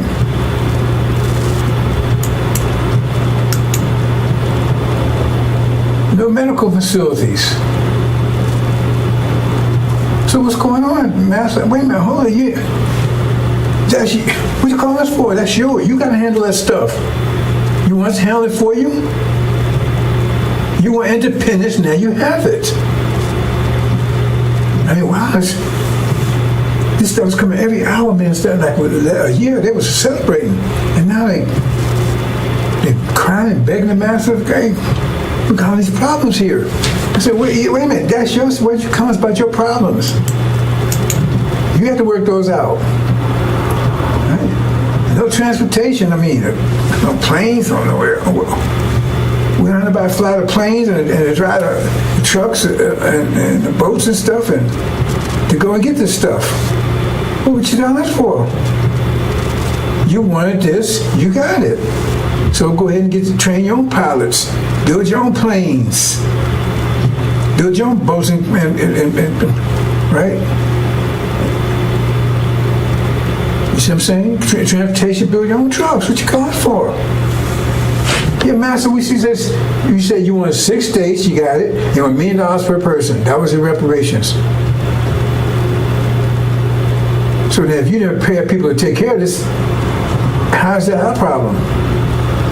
You're independent now. You're really free now. Oops, no fuel. The gas station's empty. I can't drive, man. And no gas. Man, wow. All this stuff happened like for a year. They thought that everything was great, and all of a sudden everything ran out.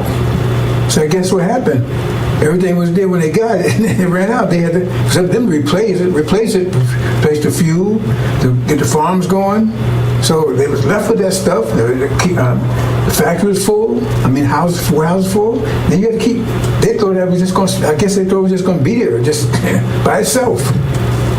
They didn't prepare for it. See?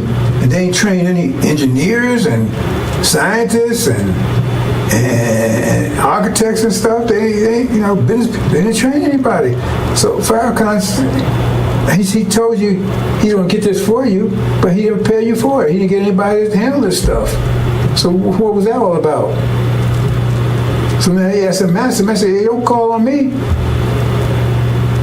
You was here, you had it when you was here with me. You said you want independence, you wanted reparations, so you gave it to you. Well, call your brothers over there. They left. They handled their own business. You said you want to stay here, right? See? Don't have any professionals or technicians, scientists, doctors, none of that. See? I mean, that's what, you know, because, I mean, if you're going to set reparation, you should be preparing for that, right? So if he was telling you about reparation, you should be preparing for it. If he said God said that's what he's going to get you, so if God told him he's going to get that for you, then he should, like when God told Noah there was a flood coming, to only build an ark, so he started building an ark. And so you should start preparing for the 6 states and the reparations, but apparently you didn't. And so now, the devil said, look, hold it. We want total separation. I mean, look, we don't want you to call us no more. We don't want you to call us no more. Because you're wearing us. You want your own country. You got your own land. Right? You got money, $1 million, all this stuff, right? And so now we got to protect your money and everything too? No, you have to really create your own money. You have to do all these things, your own wealth, not ours. Right? So we're going to cut you off from that too. That's whole economics. So they go and tell it. They tell all the people all the white folks, right? Because all the black folks, and all the black folks is either in Arabia or in those 6 states. That's the solution. You had to be one way or the other. There couldn't be no integration, all that kind of stuff. That's the deal. You just said one or the other. So all the black folks are there, ain't no integration, all that kind of stuff, right? Black folks are there, one or the other, so they're there. So they said, okay, right? So they just say, we're going to take that money because we don't know what y'all doing over there. You have your own money, you have to find your own wealth. So what they do is they tell all the white folks, say, protect your money, right? Transfer your money into gold. Transfer all your dollars into gold. Now remember, they gave everybody $1 million a piece. So everybody got $1 million a piece, right? And so they transfer it to gold. And then what happens is that what they do is they start just printing money. White folks just start printing money. You understand what that means? That's inflation. Right? Because if you got $1 million of gold, a million ounces of gold, say a million ounces of gold, understand this, and you got 1 million certificates, then you say each certificate is worth 1 ounce. If you got 1 million ounces, each certificate is worth 1 ounce. Understand that? If you got 1 million ounces of gold, and you got 1 million certificates, each one of those certificates is worth 1 million. You know, if you want to say trade with the certificates, each one of the certificates is worth 1 ounce of gold. Right? But if you take and print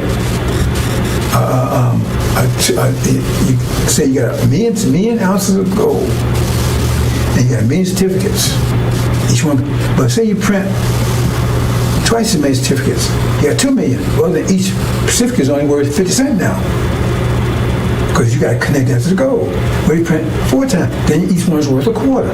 So the more you print, the less they worth, because those certificates have to equal what the gold is. You understand? So the more you print money, the less, right? The less they're worth. So if you print twice as much money, right, there's less gold. You understand? So $1 is worth 1 ounce of gold, which that's right. Then if you print double that amount of dollars, then each one's worth half an ounce. You understand? That's what printing money without increasing the wealth does. That's inflation. So what happens is they keep printing. They get down to where $100 is worth a penny. But see, that doesn't affect their people. They told to protect their money because they transfer their money to gold. So gold still has its value. It's just the dollars don't. It still got the same amount of gold. But the dollars, they get down to a penny. So you can't buy it. You had $1 million, now your $1 million worth of $5. That's what all it's worth, $1 million. hardly worth anything. I want you, hey, that's our money. You got to have your own money, control your own wealth. You can't keep coming to us what you're doing. And you think they wouldn't do that? Yeah, you've been a Gaza lately? You see what happened to the trees they made with the so-called natives? Kept telling me you had a forked tongue, because they kept making trees with them, then they broke the trees. And took their land and genocide and everything else. But no, they wouldn't do that to you. See? Because now you have, your money's worth nothing. They haven't lost anything. Because once that money's worthless, it's no good, right? Then you burn it up, throw it away. It's worth nothing. The people still got to go, and even if they take it, hold on to money, hope to increase again, they just use another different certificate, use another form of money. So it's still worth nothing. That $1 million you had, you was so happy with it, now it's probably worth maybe $1. You can't buy anything with $1. Plus the economy's collapse because everything is failing, and you don't know how to repair it. You don't have the communications. You don't know how to do any of this stuff. You're not an engineer, build a house. You don't know how to do anything because Farrakhan didn't. Right? He didn't prepare you. He told you he'll give you 6 days. He told you, listen to me, right? So now you're broke, and your economy is gone. You have no food, no electricity, no power, anything. All right? It's not their fault. They gave you what you asked for. You saw your inheritance for that. And then they closed the border. Because you're going to try to get back into America now. We want to come back in, Master. No, we don't want you back in here. We sorry, we want to come in. No. That's what you chose. You stay there. They closed the border so you can't get back in here. You can't get back in America, into what you call your land now, Swaziland or something? Farrakhan, maybe call it Traveland. Farrakhan, they met the Farrakhan, right? So they closed the borders. You can't, because now you're hungry and everything else. Your money's worthless. Oh God, come back, Master. I come back work for you. I work for Popeyes. I do anything you want. No, we remember, the blacks either they over in Arabia or they in that land. There are no blacks in America, any places, just in that land that you 6 states. And now you're starving. You ain't got no, your money's worthless. Nothing works, and they close the border. Right? And then you see Master, you on the phone. You talking to the guy that you kept treating, help you. Hey, we finally got rid of them niggas. Finally got rid of them. Finally got rid of them. See, stick on the phone. Yeah, it worked. We sold them no reparations. We sold them that used car. They turned the miles back and everything else, and they bought it. See, they could have had a BMW. They could have had a Lamborghini. They sold it for a BMW that looked good. Damn thing didn't work. And now they're starving, living in tents.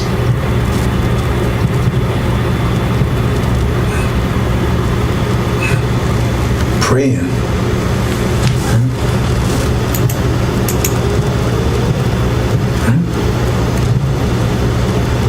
And so what?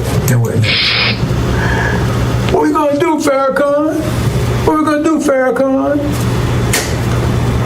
You told us to take reparations, so we did. But they gave us everything we asked for. What we gonna do, Farrakhan? What we gonna do?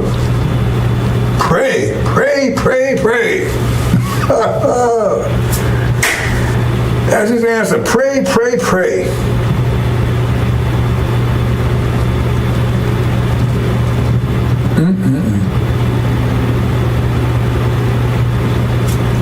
That's your reparations. Like Elijah Muhammad said, he had a big picture. We leaving, and blacks staying on the shore, the ones stay behind, and those whooping their ass. Because they thought you think they would give you some land and take care of you? You think they want to do that? And go bankrupt, give everybody $1 million? How much that is? If it's 17 million, if it's 17 million times 17 million times a million is like $17 trillion, I think, something like that there. think they're going to do all that for you? They want to get rid of you. So now they have succeeded. Because they close the border. And what you going to do?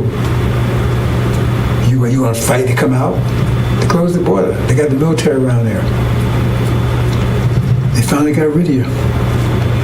No more black problem, no more Negro problem anymore. One group's out of here, another group that's here. They're gone, and our hands are clean. We gave them what they wanted. Well, anything.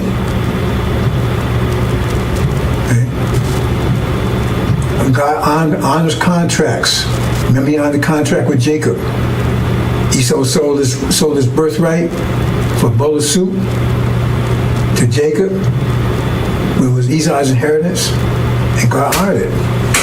Okay, Jacob, it's yours. You're the one. And that's the deal.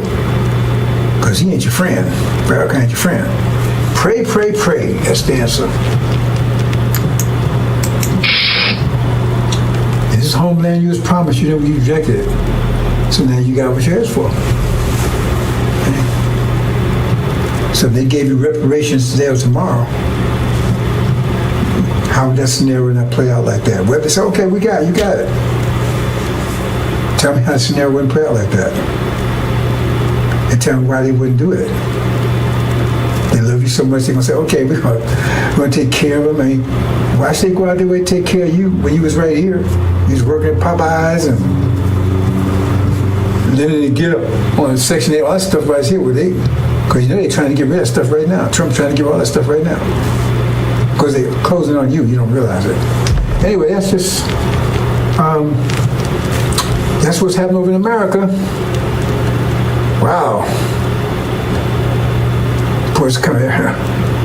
Disaster over there. And, oh, I just got a call. Oh, wait, hold on.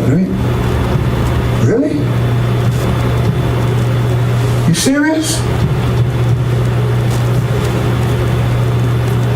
Our ambassador just got a call from I don't know what they call it. We call it Conland or something. I forgot what it is. Something they call it right there. That 6th day. They begged us to come and help. Can they come over here? Can we come and get them? Really? Can we come and get them and bring them? Oh, no. Now he went and asked, Master Farad Muhammad, right? He said, no, hell no. We ain't going to get them. And I agree with that. Yeah, the pastor said he says, let's call him, and he passed the word to Master Muhammad. Master Muhammad said, send him back. And no, we can't come and get you. You chose, you made your choice, live with it. But die, whatever the situation is. Wow. I can't believe that. They actually, right, sent a message over. I don't know how they did. I don't have any communication with him. Somehow they got the information over to him. Said, we please come and get him. Nope. Said, no, tell him no. And don't waste time communicating with us anymore. You got your land. You got your reparations. You got your money. You got Farrakhan as your leader. Yeah, tell him. Talk to him. Let him straighten out for you. He didn't want to sell you the idea. He was a salesman. So you on that idea of reparations. We told you. Right? Suleiman, right? He was the messenger to you, telling you, look, man, let's go home. You said no. You chose not to.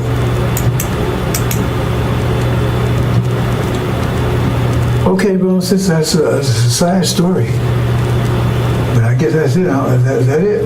Oh, so they're not getting more reports on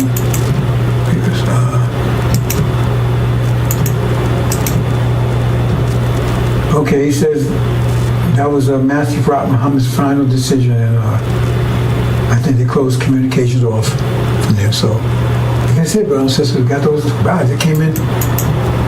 All that came in today, man. Came in fast. After a whole year.